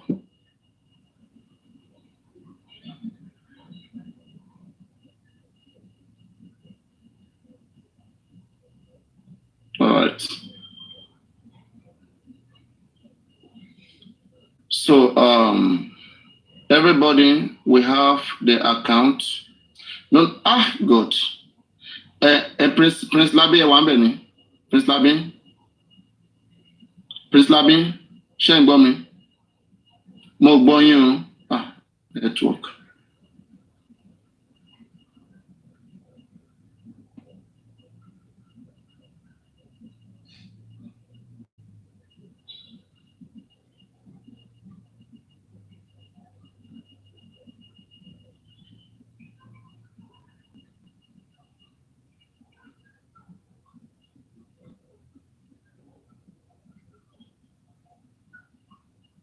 Just wait, guys. Bear with us.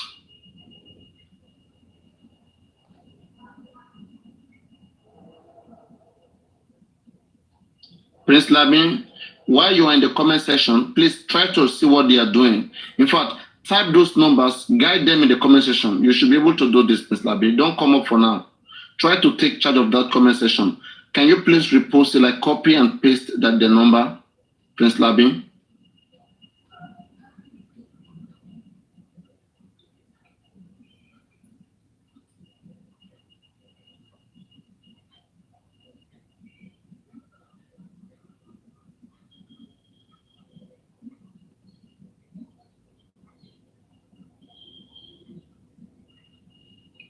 Okay. So guys, please look at the number posted by Prince Labi. Okay, you can see the number, the 916-764-2926. 916-764-2926. Prince Labi, is that correct? I hope you're listening. Prince Labi, just let me know. I'm calling the number again. 916-764-2926. Okay. So guys, we have a number finally. Let me breathe. All right. Prince Labi, have you been confirming? Let me know. Let me know the amount confirmed. Guys, if you still do not have the account number, please let me know. Let me see if I can put it up here. 1 minute. 916-764-916-764.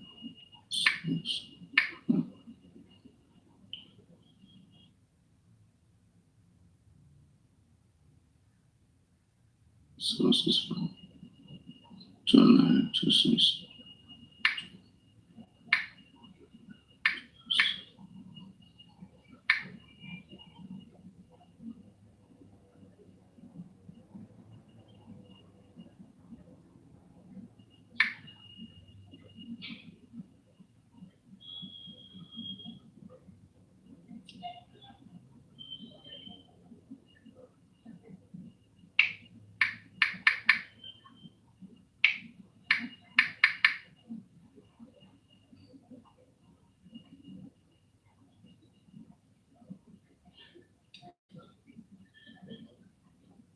Okay. 100K confirm. Prince Labi, just be confirming it for me, please. Prince Labi, confirming it. Let's quickly, everybody, please, let's quickly have it. As I said, at least 2 million, 3 million. Let's do that. We can do that. I believe in you guys. Let's go. The account is there. You do not mention name, like as I said. You just confirm the number, and that is all. You can come back up, Prince Labin, and please do not just speak. Just be confirming using the comment section. Okay, just be confirming. You can come back up, turn your camera, and just be confirming using the comment section. I'll be checking the amount as well. Let's just get it to a round figure.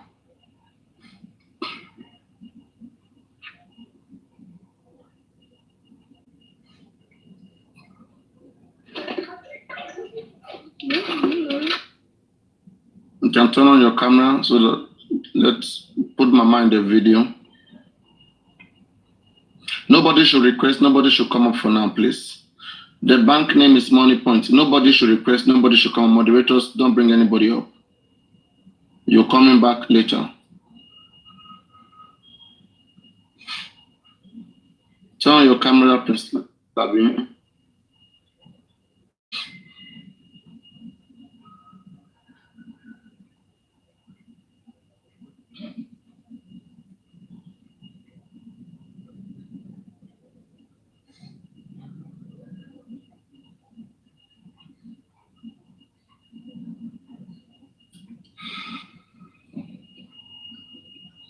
Put Mama on the camera. Where is she?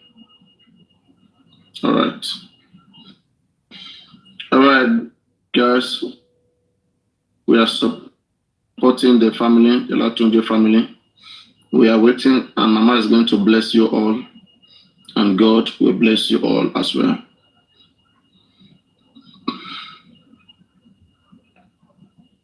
So let's go, please, everybody. All I expect from you in the comment section is confirmed. It's confirmed. Okay, I need you to be confirming.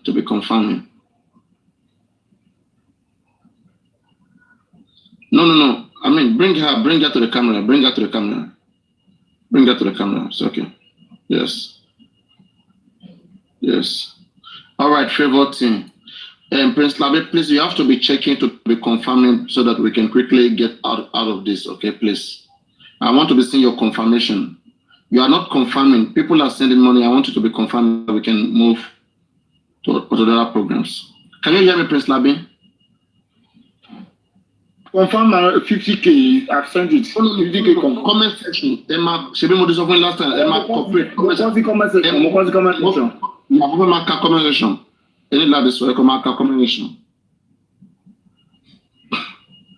Come, every work is on the combination. All eyes in the comments. Me commenting. Okay, 50K confirm. 30 confirm 100K combination.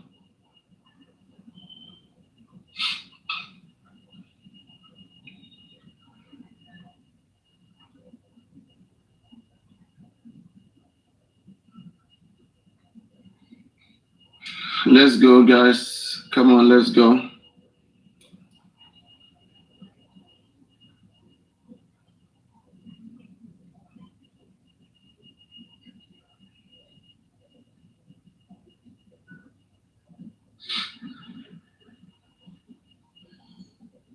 Let's go. Come on, everybody. As you are giving, may God replenish you. Wherever you are taking it from, may you never lack.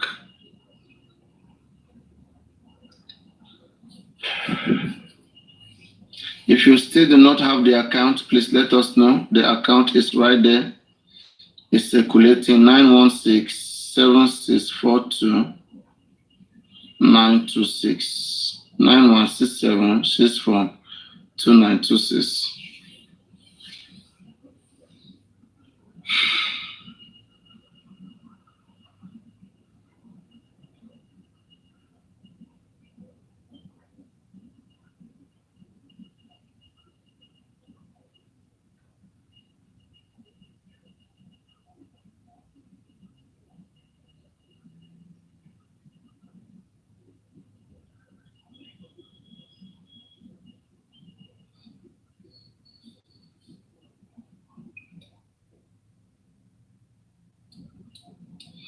I'm trying to.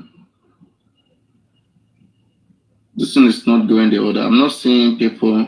Guys, are you guys still depositing? Let me know. Prince Labi, can you tell us how much we have there for right now? Prince Labi?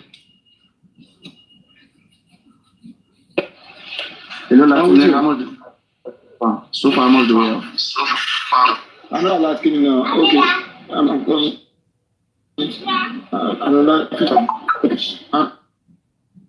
Another thing.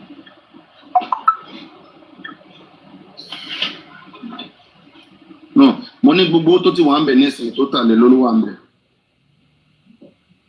I'm using one phone, you understand? So I'll go and, check the account.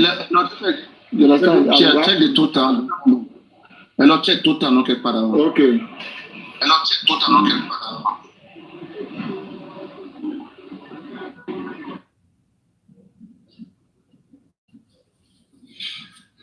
That's oh God. It's okay. I'm a ball lower our politician or lower our law power by the grace of the Almighty God. Almighty Allah.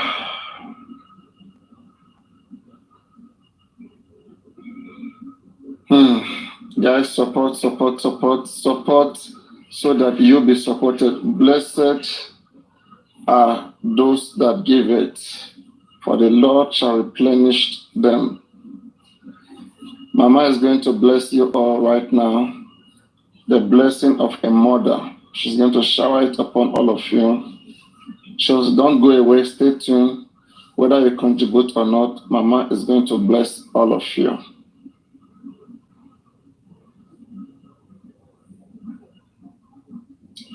Yes, it can take any amount. The account can take any amount. 1 million Canadian dollar. Yes, why not? There are dollars account. I think he has dollar account. Please, no joke here. Okay. 1 million Canadian dollar. Well, we never can tell. Help can come from north, south, and it's going to be very disastrous. Mama Jaro pé mi ni. I like to Jare. Ọmọ Naija ni. I think Makinde knows you and it will never be you. Inshallah, it will not be you. So ọmọ Naija ni. Ẹni kí Adarika fẹ́ fún àbí Tanimọ́. Ẹ bá wa invite wọn. Àbí Tanimọ́ Samayawa. No, Yomi. Who is Mr. Yomi Fabiyi. Okay. Ká ní ẹ lè send the request fún wọn tàbí kẹ́ inbox fún wọn. Mi ò inbox fún wọn. Mi ò inbox fún wọn. Pátí bá ti fẹ́ ṣe ní ìdí tí mo bá ṣe kọ́lọ̀ ń fa àlùbáríkà sí ìyá mi. Nǹkan tí mo bá ti ṣe ni kọ́lọ̀ ń fa àlùbáríkà sí. Ọmọ sọ́sẹ̀ tí o gbọ́ nǹkan tí mo sọ o mọ̀ kọ́ta fẹ́ sọ fún wọn o. Ó ní nǹkan kan tá a ti fẹ́ sọ tẹ́lẹ̀ ọmọ sọ́sẹ̀ bá tó bá jẹ́ mi lẹ́ máa gbé bọ́ọ̀lẹ̀ tó bá dé no problem. Ẹ jẹ́ ń pè wọ́n wọlé ń gbà yẹn. Ẹ máa sọ̀rọ̀ lọ. This lady ó wà ní UK. Ó wà lára àwọn I will be listening to you guys. You can drop me. Ara àwọn politician ó wà lára bóyá party kan ní UK. Olóògbòkó ẹ̀yin lẹ kó bá wa lọ́dọ̀ Yafa lánàá o. Tẹ̀bi jẹ́ kí Yafa lọ máa ṣe pé. Yafa olóògbòkó ẹ̀yin lẹ́lẹ́ Yafa lọ lọ́dọ̀ God protection lánàá. Yafa wo ni tún ni? Ṣé Yafa jáde lánàá ni? Ó jáde. Ó ní gbogbo àwọn tó bá ti ṣépè sọkàrí mọ́ ló wá ń bù wọ́n lépè. Wàhálà àti ènìyàn. So ọmọ sọ́sẹ̀ déèdì yẹn wà ní UK. Ìjọba ti ṣe padà sí ara ẹ̀. Déèdì yẹn wà ní UK. Ọmọ Naija ni. Ó dà pé àmì UK citizen ni. So ó wá sí Nàìjíríà ní last year 2023 òun àti bóyá ẹgbẹ́ ìlú bọ̀bọ̀ yẹn àbábúrò ẹ̀ bọ̀bọ̀ yẹn so àwọn Nigerian police wọ́n harass wọn something like that ṣá but ó ṣáà dé UK padà last year ó ṣáà call out to federal government so ó call out wọn tó ṣe pé gbogbo wọn náà reply ẹ̀ tí wọ́n jọ ń drag ara wọn so lady yẹn ṣàwé pé okay this girl ó ní voice ọmọ Naija dẹ̀ ni ìyìn tó dẹ̀ ń fight náà ni pé corruption àwọn Nigerian police náà ni ìyìn tó tọ́jọ́ ń drag ara wọn fún ṣe understand so àwọn wò pé okay irú lady yẹn nísìnyí tí opportunity bá wà tó bá ti ẹ̀rẹ́yàn tàgẹ̀ tàbí tó ti ẹ̀gbọ́n sí kéèsì Mohbad yìí ṣe understand àti bọ̀bọ̀ Ọlátúnjí tí Ìlọrin yìí ṣe mọ̀ bóyá ó tiẹ̀ tún lè ní nǹkan tó tiẹ̀ tún máa sọ síta pé Nigerian police again àwọn ilé ìtàn tiẹ̀ tún wá ní evidence yìí tí wọ́n dẹ̀ wá nǹkan ṣe sí ṣe mọ̀ bóyá òun náà tiẹ̀ tún irú European Union gbogbo àwọn yẹn bóyá tó má tiẹ̀ ń bá wa call out to Nigerian police àti federal government gan bóyá wọn dírú àwọn yẹn bá ń call out tí wọ́n tẹ̀ láì títí wa wọ́n la irú lady yẹn ní ìsìn kò gbọ́dọ̀ call wọn out kí.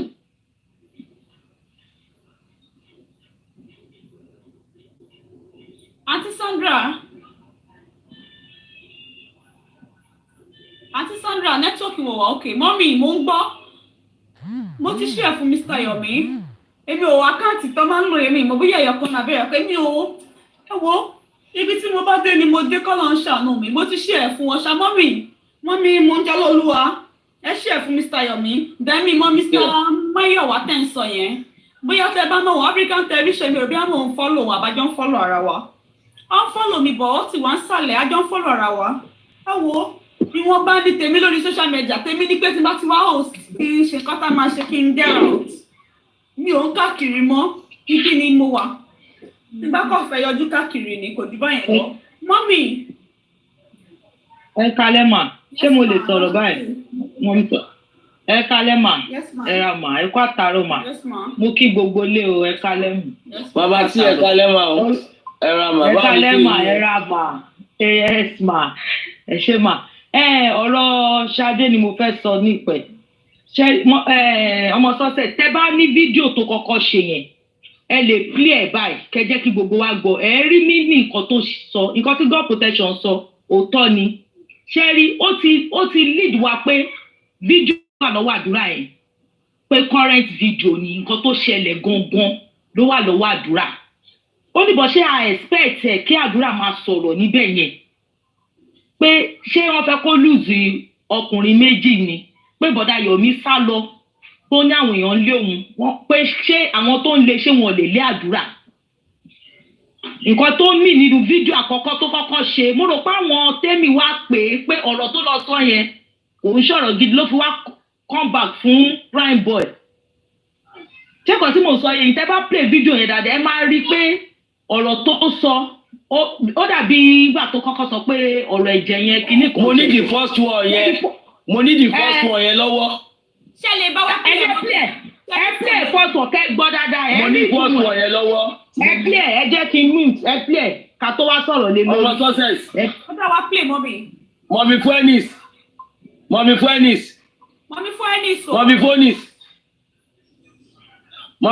ṣe wà bẹ́ẹ̀. wọ́n wà bẹ́ẹ̀ tí mi bóyá ń ṣe. káná lè gbọ́ àwọn nìkan mo ní WhatsApp number wọn lọ́wọ́ mi ì bá send ẹ̀ sí mọ́mì Fuenis now wọ́n á kàn wá play ẹ̀ fún àwọn onímọ̀ àti God's protection dẹ̀ ní fóònù méjì tó lè fi play ẹ̀. ẹni WhatsApp. àwọn méjì tí mo ní nọ́mbà wọn lọ́wọ́ ń bẹ̀ WhatsApp number wọn nìyẹn. Latifa mú fóònù ẹ wá ṣé ò ń lò ní ok má ṣe mo fẹ́ fóònù àbúrò. ó ti nínú fídíò yẹn ó ti jábọ́ tán wàhálà tí wọn bá lísì sí dáadáa ó ti jábọ́ tán nínú fídíò yẹn ó ti jábọ́. ọ̀rẹ́ mi fẹ́ pè ẹ́.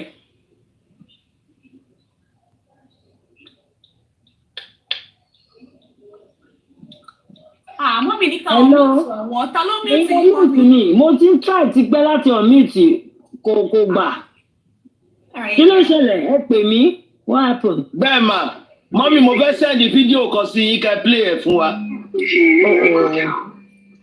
kí lè fẹ́ sẹ́ndì. Justice for Mohbad ló ṣe. Lẹ́yìn Àdúrà. Ta ló ń pè mí báyìí? I can remember me reading that. Mohbad. Okay, o náà play yẹn, wọ́n ti ń play yẹn. Nígbà yẹn náà ìwọ náà after ni ó sọ̀rọ̀ ó wá kúrò sáà náà kó fẹ́ pa ẹ́ wọ́n fẹ́ pa ẹ́ ó lè sá lọ. Ṣé àwọn tó fẹ́ pa ẹ́ tó sọ nígbà yẹn ṣé o mọ̀ pé wọ́n ti dẹ̀yìn ni? Ó wá rí little evidence kan àbí kinní kan ó gbé jáde oníkádùrà wá sọ̀rọ̀ jọ ààbò wo ló provide fún rẹ àbí ọmọ tó gbé pé kó wá sọ̀rọ̀ yìí. Àbí tó bá yẹ pé justice for Mohbad yìí ìjọsìn ti wáyé láti rí justice ṣebí ìwọ náà ní ọbẹ̀ pa ẹ́ kí tó lo iní ìṣẹ̀lẹ̀ pé àwọn tó ń bí ẹyẹ ó lè lé ọmọ yẹn. Àwọn èèyàn kò sọ pé àdúrà sọ̀rọ̀ àdúrà ṣe nǹkan àdúrà ṣé ìgbàdúrà kọ́ ọmọ ẹ̀kọ́ kú kẹ́tù wọn kejì kan tó lè pa àbádúrà tó rí yẹn ó ju èèyàn tí inú ẹ̀ dùn sí nǹkan tó ń ṣe yẹn ó ju èèyàn tí inú ẹ̀ dùn sí nǹkan tó ń ṣẹlẹ̀ yẹn ṣé bí wọn náà bímọ tiẹ̀ àdúrà lẹ̀ o ti rí evidence ní ló fọwọ́n aláṣẹ àbáwọn ọlọ́pàá jẹ́ kó máa ṣiṣẹ́ lórí ẹ̀. Why are you inviting Adura to speak? O dey expect kó wá sọ̀rọ̀ ó sọ pé kí ni ẹ̀gbọ́n mi àti òun lọ jájà yẹn ṣó possible wọn náà rò náà lórí ẹ̀ kó rò is it possible? Kàrímọ́ jáde láìpẹ́ yìí ó ní Àdúrà fẹ́ commit suicide Àdúrà fẹ́ ṣe kinní kan bó ṣe sọ nígbà tí Mohbad nìyẹn eventually ikú ẹ̀ la gbọ́. Nǹkan kò gbọ́dọ̀ ṣàdúrà o nǹkan kò gbọ́dọ̀ ṣàdúrà o fàdúrà lẹ̀ kí ló dé èèyàn lọ́mọkùnrin méje rẹ̀ fẹ́ pa ṣé Nàìjíríà tí ò sófin lẹ̀ yìí tó yọ kú kò kú lásán ọdún tá a ti ń pariwo justice for Mohbad ṣé wọ́n ń gbé wá mí ní kó má ṣe o tó bá lè ṣe débi tó ẹ bá yé máa sọ pé yes orí èsì ìdánwò ẹ ìwọ náà ló máa gba yìí ẹ fi àdúrà out of it mo ń ṣọmọ tó ní ẹ̀mí wàhálà tó ń fún yẹn ṣó lè pààyàn ni ló bá wù mí ṣebí wù mí ló sọ pé orí ọ̀nà jà pẹ̀lú ọkọ ọ̀n bàjá ni pé kó pe kọ́nfẹ́ǹsì fún fàdúrà lẹ̀ mo ṣe ń dàgé yẹn kó mo. Wọ́n ní pé Fọláṣadé ti sọ bẹ́ẹ̀ pé Ṣadé ló wù mí ló pa Fọláṣadé ti sọ kò fẹ́ náà tọ́ ó ní kó pe kọ́nfẹ́ǹsì wù mí ó ti la ó ti yé wa. Ṣé ti rí pé ṣẹ́ni tó ti sọ̀rọ̀ rí bí àárín yẹn tó ní pé ó rí little evidence ṣé ti rí ìtumọ̀ yẹn ó ní ó rí little evidence pé tó expect kó sọ̀rọ̀ pé gbogbo wọn sọ pé kó wá sọ̀rọ̀ ṣó expect kó sọ wọ́n ti sọ kò nídìí kíní ṣe rí fídíò yẹn gangan ibẹ̀ ni iṣẹ́ wà fídíò yẹn ibẹ̀ ni àṣírí bó ṣe pa Mohbad wà. Ọkùnyọ̀mí Fábíyì wo ikú ò ní pa fún wa ò gbọ́dọ̀ gbà wọ́n gbọ́dọ̀ wá fídíò 3 seconds tó kù yẹn jáde just as you said kọ́ wá síta Ọkùnyọ̀mí Fábíyì jọ torí Ọlọ́run báyẹn kẹ́ni kankan kọ́ manipulate ẹ jọ bá gbà síta we want to rest Yọ̀mí Fábíyì abẹ̀yìn ni ọkú mi lórúkọ Jésù ẹ̀ ò ní ṣìṣe o ayé ò ní mú yàn ẹ̀ ò ní fara gbọ́fà o ẹ jọ fídíò yẹn gangan òun làṣírí ibẹ̀. Òun làṣírí ẹ̀ Fọláṣadé ti fọgbọ́n confirm ẹ̀ mo rò pé gbà tó sọ̀rọ̀ yẹn tán àwọn tẹ́mi pé ọ̀rọ̀ wo ló lọ ń sọ yẹn. Ẹ gbọ́ ni olórí little evidence orí little evidence. Mọ̀mí ọjọ́ ó tún ní pé ṣé protection wo ló ti protect lẹ̀ fún Àdúrà. Wọ́n yẹ tó ní kó wá máa sọ. Wọ́n ní kó wá máa sọ̀rọ̀ kí la tún wá. God protection káwádó wa gbọ́ bọ́ọ̀dé wa gbọ́ o. God protection náà lè sì sọ̀rọ̀ yẹn dáadáa àwọn náà sọ pé nǹkan tó mì nìyẹn torí ẹ̀ mo ṣe ní kẹ́ gbọ́rọ̀ yẹn dáadáa. Nígbà tó wọ́n gbọ́rọ̀ yẹn ìgbà tó wá padà wá pé prime boy yẹn wọ́n ti wá pé wọ́n ti fún ní 1 million. wọ́n ti bu ṣé mo pé gbà tó sọ̀rọ̀ ẹ̀jẹ̀. ó wá ní kó padà jáde kó lọ. Mọ̀mí ṣé mo pé gbà tó sọ̀rọ̀ ẹ̀jẹ̀ ṣé mo pé gbà tó sọ̀rọ̀ ẹ̀jẹ̀ ẹ mọ̀ pé ẹ̀gbọ́n ẹ̀ lọ nà mọ́lé. Ó sọ bẹ́ẹ̀ ó ló nà òun lórí ẹ̀. Why na? Ó nà mọ́lé ni now yes she said so. she said it. Mo ní mo lọ bá ní ẹ máa gbọ́. Ẹ rí pé kò sọ̀rọ̀ ẹ̀jẹ̀ yẹn mọ́. Màmá tí nígbà tá a lọ sí Corona, mo Dàrósà wa ń sọ̀rọ̀. Mo wá rí pé bí Dàrósà ṣe ń sọ̀rọ̀ yẹn ó ń parọ́. Mo wá pe Ṣadé. Mo rí tó jáde, èmi náà wá tẹ̀lé Ṣadé. Mo ní fídíò ẹ̀ lọ́wọ́ bí tèmi àti ẹ̀ ti ń sọ̀rọ̀, mo ní fídíò ẹ̀. Mo wá pe Ṣadé, mo ní Ṣadé. Mo ní ṣé bọ́lẹ̀ ṣe ń hùwà ní gbogbo àwọn fámìlì yìí ń hùwà yìí. Mo ní Dàrósà ń parọ́ ń bẹ̀ yẹn, ìyá Mohbad náà ń ṣe bí ẹni tí nǹkan ṣe.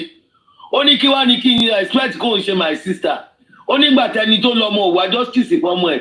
Ó ní kó wá máa wá justice fún ni. Ó lóun ló mọ nǹkan tójú orí nígbà tó ń sọ pé òun ráṣọ ẹ̀jẹ̀. Ó lóun jẹ́ ìyà gan torí ẹ̀dánwò. She told me clean and clear. I have Folashade's number with me. I just decided not to call her again. I intentionally wanted to call her, but gbà tí mo ti rí pé òun náà ti change sí Adi Justice. Mo kàn pa wọ́n ti ní pé mi ò ní interest mọ́. Wọ́n kò change o. Ẹ̀gbọ́n ẹ̀ ló fún ní àyè o. Òun kọ́ rí justice yẹn òun o. Ẹ̀gbọ́n ẹ̀ ló fún láyè. Ẹgbẹ́ wa fún láyè, ẹgbẹ́ ò fún láyè. Ṣé òun ni kó máa fi prime boy kọ́ bọ́dì? Mi ò ní gbà. Because prime boy kọ́ pa Mohbad kò dẹ̀ tẹ̀lé wọn dénú lé.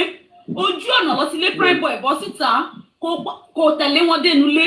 So kọ́ máa fi ti prime boy mọ́, kọ́ máa include boy. Òun defend Dàrósà, òun defend Adura. Ó wá ń dá ẹ̀ṣẹ̀ kún ẹ̀ṣẹ̀. Torí pé o fẹ́ defend ara ilé ẹ̀, o wá ń dá ẹ̀ṣẹ̀ kún ẹ̀ṣẹ̀, o ń forúkọ ọmọ ọlọ́mọ wẹ̀nu. Ẹ wo kọ́ tí sà ló ṣe fún prime boy náà. Ọmọ yẹn sì ń wá borúkọ yẹn, bóyá máa kúrò lórí ẹ̀. Ìwọ tún sì wá ń dárúkọ ẹ̀. À ń jẹ́ ìkúrú tó tán wá ń gbọ́wọ́ ẹ̀ sáwọ́. Kò ní ra gbá fún ẹ. Má fi prime boy kọ́ bọ́dì, òun kọ́ ló pa Mohbad.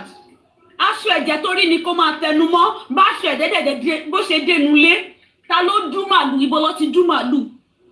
Ta ló pa màlúù?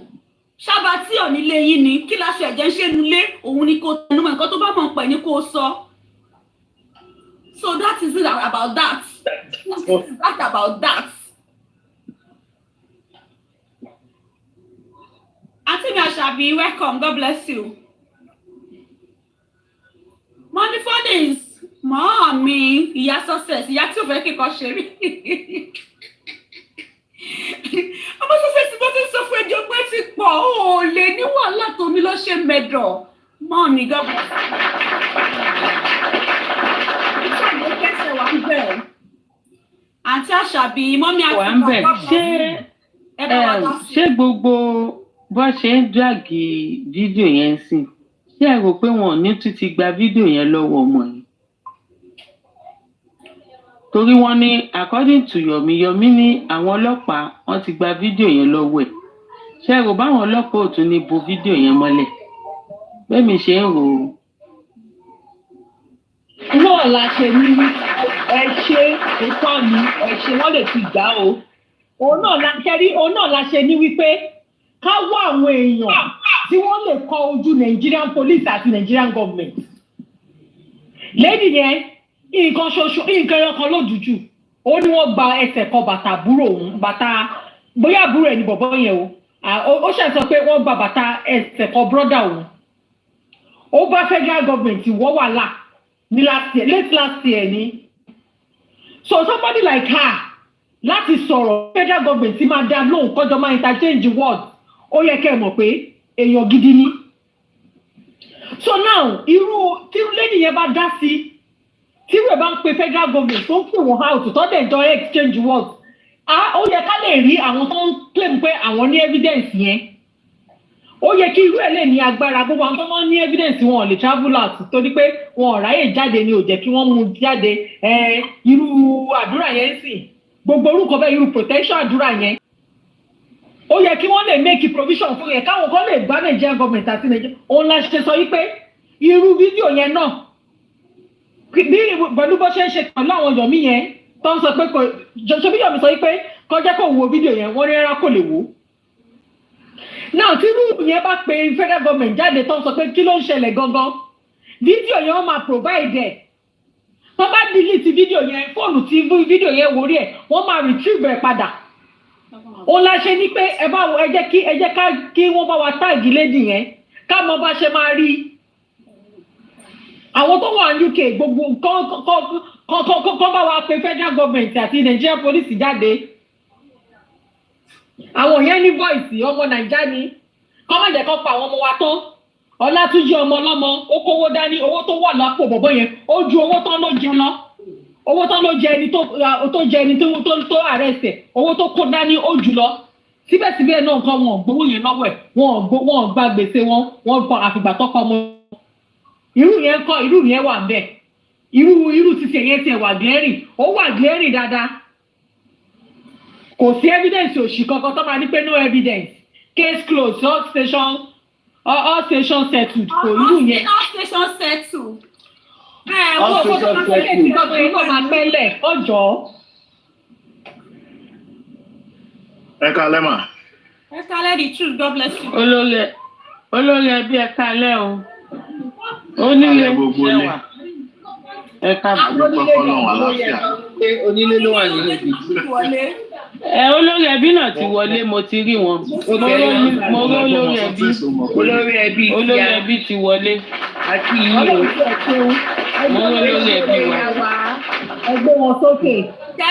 ẹ rí bàbá tiwa náà níbẹ̀ yẹn ẹ̀yin tèmi ṣe rí bàbá wa ẹ má dẹ̀ ká dárúkọ. bàbá. yes father.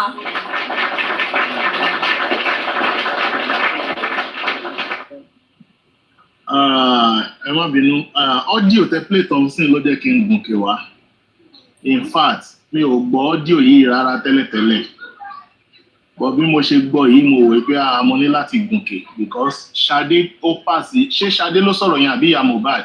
Ṣadé ló sọ Ṣadé mi tún lé fúnra ẹ̀. Ṣadé ló sọ̀rọ̀. Yes ma ẹ kúrò lẹ́ ma ó pàṣẹ àwọn mẹ́sì kan. àyè ti gbàgbé mi àbí kò dáa. wọ́n ní mò ń jọlá olúwa. Onílé wọn lẹ́yìn lẹ blọọkì mi lọ́dọ̀ ọkùnrin láti Ọlọ́run mọ nọ́mbà lẹ́yìn o. Ẹ̀yin lẹ gbàgbé mi ẹ̀yin lẹ gbàgbé wa. Irọ́ wọn lẹ blọọkì mi ni. Wọ́n ní ta ló sọ bẹ́ẹ̀. Mo ṣàmọ̀ kọ́ ṣá blọọkì mi mo dẹ̀ mọ̀ pé ilẹ̀ wà ní power house. Rárá o ẹni wọ́n sọ pé mo blọọkì yín definitely á jẹ́ pé èèyàn kan sọ fún yín nìyẹn ta ló sọ bẹ́ẹ̀. Ẹ máa sọ̀rọ̀ yẹn lọ ẹ máa sọ̀rọ̀ yín lọ ẹ má jẹ́ káàdọ̀ tí yẹn kúrò. All right. Ṣé rí lọ́wọ́ yìí inú mi ò bá dùn tí Yomi bá tún lè make attempt láti wá provide security tọ́nà Adura need yẹn fún torí indirectly wọ́n ti béèrè fún security fún Adura wípé Adura ti ṣetán láti sọ̀rọ̀ but security wo ló provide fún Yomi tó fi ní kó wá sọ̀rọ̀ ìtumọ̀ ọ̀rọ̀ yẹn nìyẹn definitely àwọn fúnra wọn mọ̀ wípé ọ̀rọ̀ wà tí Adura fẹ́ sọ. But kò tí ì sí security tó lè mú àwọn guarantee wípé yes Adura go and talk. Ìdí tí ọ̀rọ̀ yẹn fi jáde lẹ́nu Fọláṣadé nìyẹn. Because tẹ́ ẹ bá padà lọ tẹ̀lé ọ̀rọ̀ yẹn dáadáa ó ní orí evidence kékeré ó wá dìímú ó wá ní k'Adura wá sọ̀rọ̀. Ọ̀rọ̀ wo ló fẹ́ k'Adura wá sọ? Ìwọ fúnra rẹ̀ gan gbà tó fẹ́ sọ̀rọ̀ ó sá lọ wọ́n fẹ́ pa ẹ́ ó lọ. Ó wá ní k'Adura wá sọ̀rọ̀ security wo ló ti provide fún Adura thank you màmá mi Mọ́njọ́lá Olúwa security wo ló ti provide fún Adura tó fi ní wípé kí Adura wá sọ̀rọ̀ mọ́mí la compliment mo rí onílé bọ̀ ilé tó kù tẹ́ kọ yẹn mi ìmọ̀ tún mọ̀ ẹ kúrò lẹ́ mà mọ́ ẹ kẹ́ ń kí mi náà ẹ kúrò lẹ́ mọ́. ní ṣàlàáfíà lẹ wà. adúpẹ́ fọlọ́run mà. ẹlẹ́lẹ́ tó kù mi ìmọ̀ tún mọ̀. So ṣe rí tá bá ń ta ẹ jẹ́ ká máa tọ̀ torí tí a bá tàn dáadáa ó máa ń padà di ẹran onídìí tá bá ń ṣiṣẹ́ ẹ jẹ́ ká máa tẹ̀lé iṣẹ́ tá à ń ṣe torí tá a bá tẹ̀lé ó ṣeé ṣe káwọn iṣẹ́ kan tá ti ṣe débì kan kó padà wá useless. Thank God for Yomi Fabiyi and thank God for the press conference tó ṣe and thank God for the response tí mo gbọ́ tí Fọláṣadé ṣe yìí. So that tells us wípé press conference yẹn ò lọ lófo. They are ready now fún Adura láti sọ̀rọ̀. But it is not by I am a provided. Let's put the security in place for him. Let's put the security in place, a heavy security. Tó jẹ́ wípé yes, a mọ̀ wípé nǹkan kan ò ní ṣe ọmọ yẹn.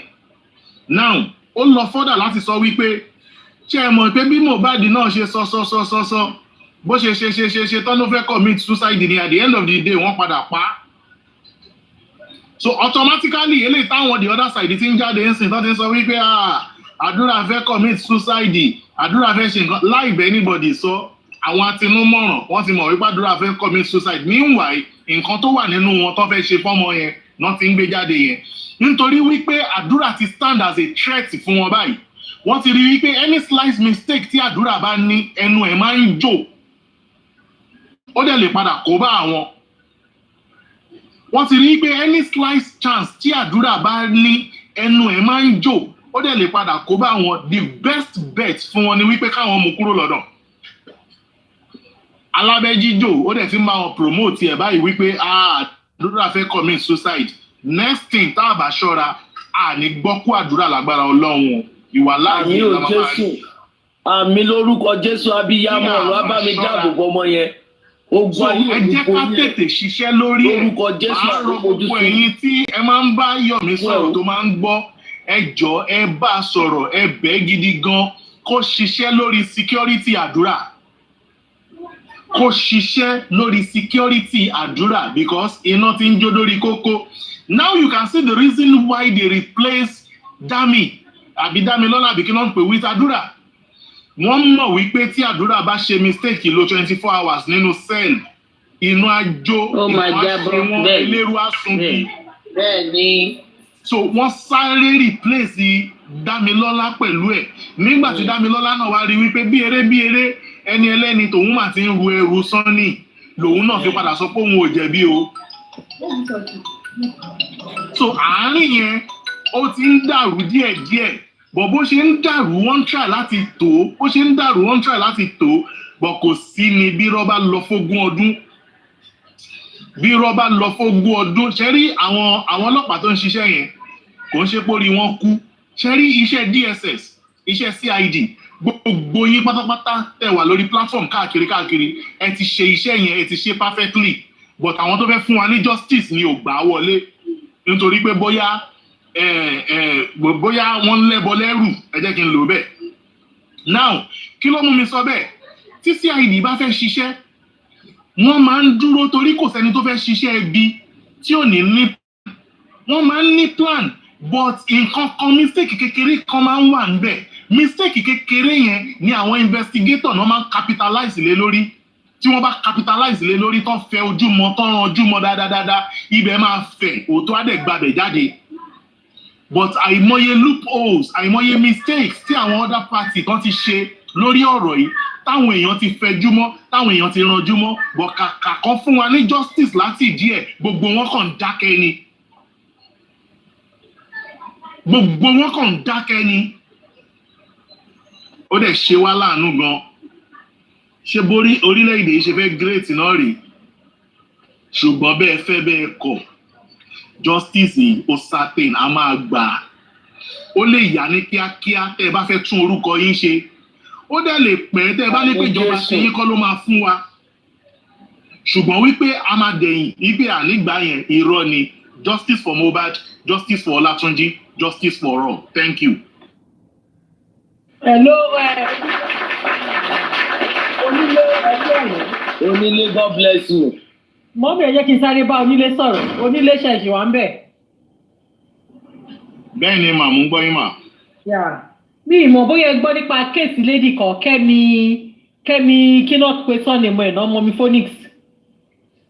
Lady yẹn ó wà ní UK ó wà ní political party kan ní UK ní ọmọ Nàìjíríà ni ó wá sí Nàìjíríà ní last year so ó wá ní encounter pẹ̀lú Nigerian police òun àti brother ìkànnàjọ wá so ó dà kí wọ́n ní àwọn ọlọ́pàá wọn harass wọn ìgbà tó wá padà sí UK ó ṣàwá ń call out to federal government bá wọn drag federal government ti dá lóhùn vice president ti dá lóhùn gbogbo wọn ṣàdá lóhùn pé ó wá sọ pé Nàìjíríà ò lè great kìnnìkan ọmọ Nàìjíríà ni something like that ṣá níbo ni mò ń lọ ni pé ọmọ Nàìjíríà ni Yorùbá dẹ̀ ni tá bá rí àwọn tó wà ní UK tó ń ṣe J4M tí wọ́n bá lè tag lady yẹn tàbí tí wọ́n bá mọ̀nà bó ṣe máa get irú lady yẹn irú títí Ọlátúnjí yẹn lélẹ̀ ó tiẹ̀ tún irú títí yẹn tiẹ̀ tún ó fojú hàn gbàngbàngbà báyìí pé Nigerian police ò fẹ́ ṣe anything ṣe mọ̀ irú lady yẹn nísìnyí tí wọ́n bá tàgẹ̀ tó bá lé mọ́ ọ̀nà tó fi máa rí lady yẹn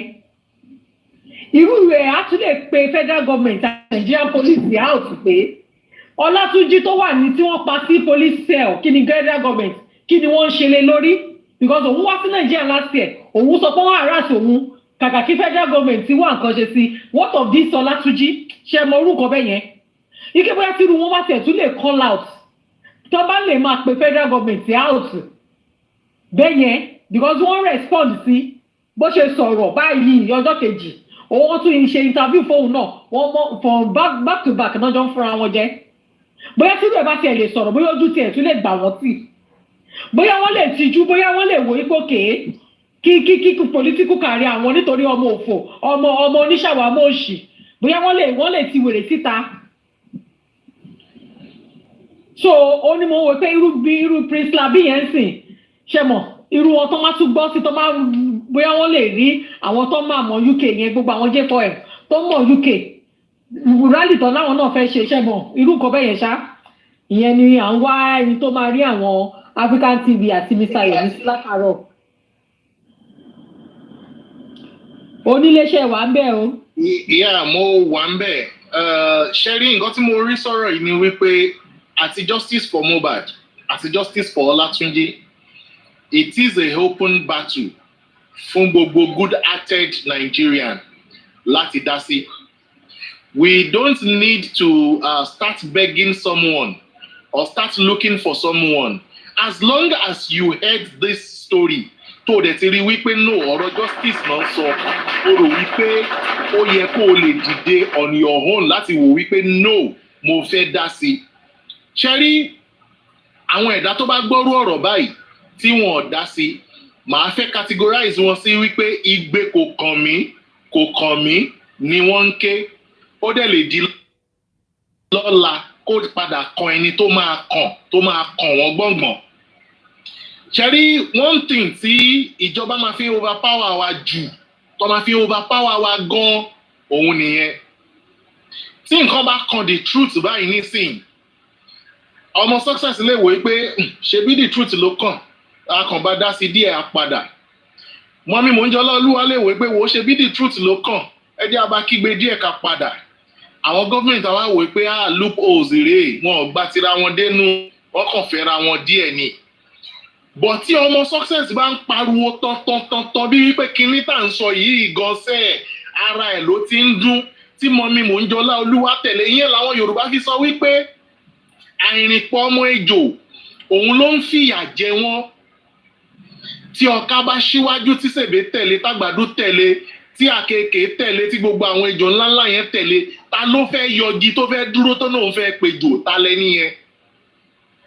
We are more powerful than them. But the only weapon tó ń lò against wa ni wípé we all relax nígbà tí ò bá ti ní ṣe pẹ̀lú wa gbọ̀ngbọ̀ngbọ̀ngbọ̀n. Like the lady they are mentioning, I think somebody mentioned her name from the comment section. Ọ̀rọ̀ justice for Mohbad kò ń ṣe nǹkan tí ẹnìkan kan lè sọ pé òun fẹ́ wá tọ́nà wò àbó òun wà lórí gbogbo orí ilẹ̀ àgbáyé yìí òun ò gbọ́. Even be it wípé wọ́n wà ní UK wọ́n á gbọ́ kò yẹ kó dúró dìgbà tá a máa wá bá wọn kó tó di wípé wọ́n dìde sí ọ̀rọ̀ wa. Nítorí lọ́jọ́ tó kọ àwọn náà ṣe mọ̀ pé àwọn náà wá kígbe wọ́n jọ dára wọn lóhùn gẹ́gẹ́ bẹ́ẹ̀ ṣe sọ. Bọ̀ ká ní pé nígbà táwọn náà wá kígbe àwa náà dìde tiwọn a sọ wípé no a fẹ́ jà wọn ó ṣeé ṣe kán fáwọn náà ní justice harassment tá à ń sọ yẹn. So màá rọ àwọn tó máa ń ní bọ́n ṣe lè get wọn torí a ní a lot of justice fighters náà ní UK kàn jọ kàn bá wa contact wọn ẹ jẹ́ ká eradicate habit wípé kò kàn mí nǹkan tó bá ti kan èèyàn kan nínú àwa Nigerians ó kan gbogbo wa. And I tell you this is one of the strongest battle tí America máa ń lò tó fi ń ṣẹ́gun. Tí Amẹ́ríkà lálẹ́ yìí sìn tó bá gbọ́ wípé citizen àwọn kan ẹsẹ̀ ẹ̀ há sí ìlú kan ẹ má jẹ́ ń tọ̀yìn helicopter àdébẹ̀ chopper àdébẹ̀ oríṣiríṣi nǹkan tó máa débẹ̀ máa pọ̀. But tí wọ́n bá gbọ́ wípé ní ìlú South Africa wọ́n ti fẹ́ pa gbogbo ọmọ Nàìjíríà tán ní tara kan máa wò lórí TV ni nígbà tí ogun kan ṣẹlẹ̀ ní South Africa tó ń pa àwọn Africans tó wá síbẹ̀ ìgbésẹ̀ wo ní everybody gbé. And that is why tí any of our ọmọ tó fi lè lọ oríṣiríṣi ìlú tó jẹ́ wípé ìjọba ìlú yẹn wọ́n á maltreat wọn wọ́n á fìyà jẹ wọn kò sí nǹkan kan tí ìjọba wa fẹ́ ṣe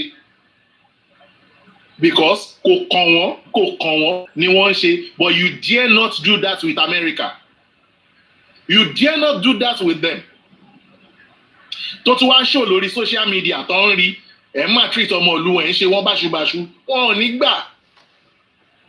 But Ọlọ́run nìkan ló mọjọ́ tí ìlú wa máa tó débẹ̀. But òun náà láti bẹ̀rẹ̀ yìí díẹ̀díẹ̀.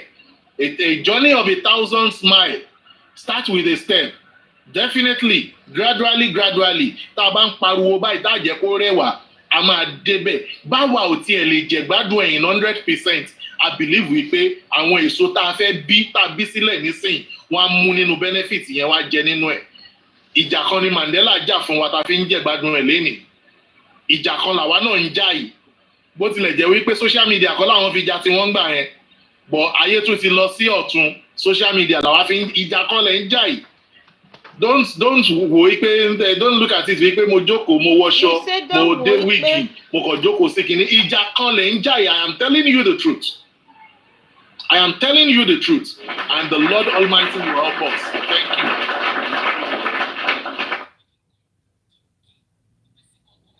Ẹ ṣé gan ni orílẹ̀ gẹ́gẹ́ ṣe sọ ẹ ṣé gan ni. Ẹ jọ̀ọ́ ẹ má bínú o. So náà nípa Kẹ́mi Bernard so kí ni nǹkan tá à ń ṣe ń sìn? Kí ni ìgbésẹ̀ tá a fẹ́ gbé?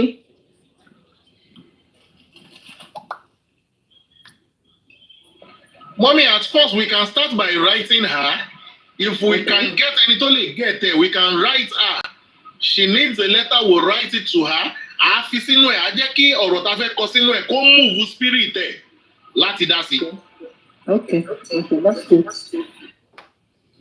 That's nǹkan tí mo fẹ́ mọ̀ nípa yẹn because because a ti sọ lọ́dọ̀ mi lẹ́ẹ̀kan like we're trying to get African TV, Aries, and some other people so that we can see how we can what we can do about it and how we can go about it.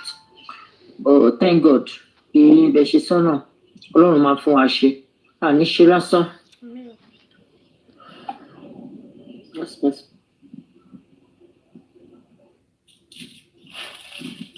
So, ta ló tún fẹ́ submit one or two submissions?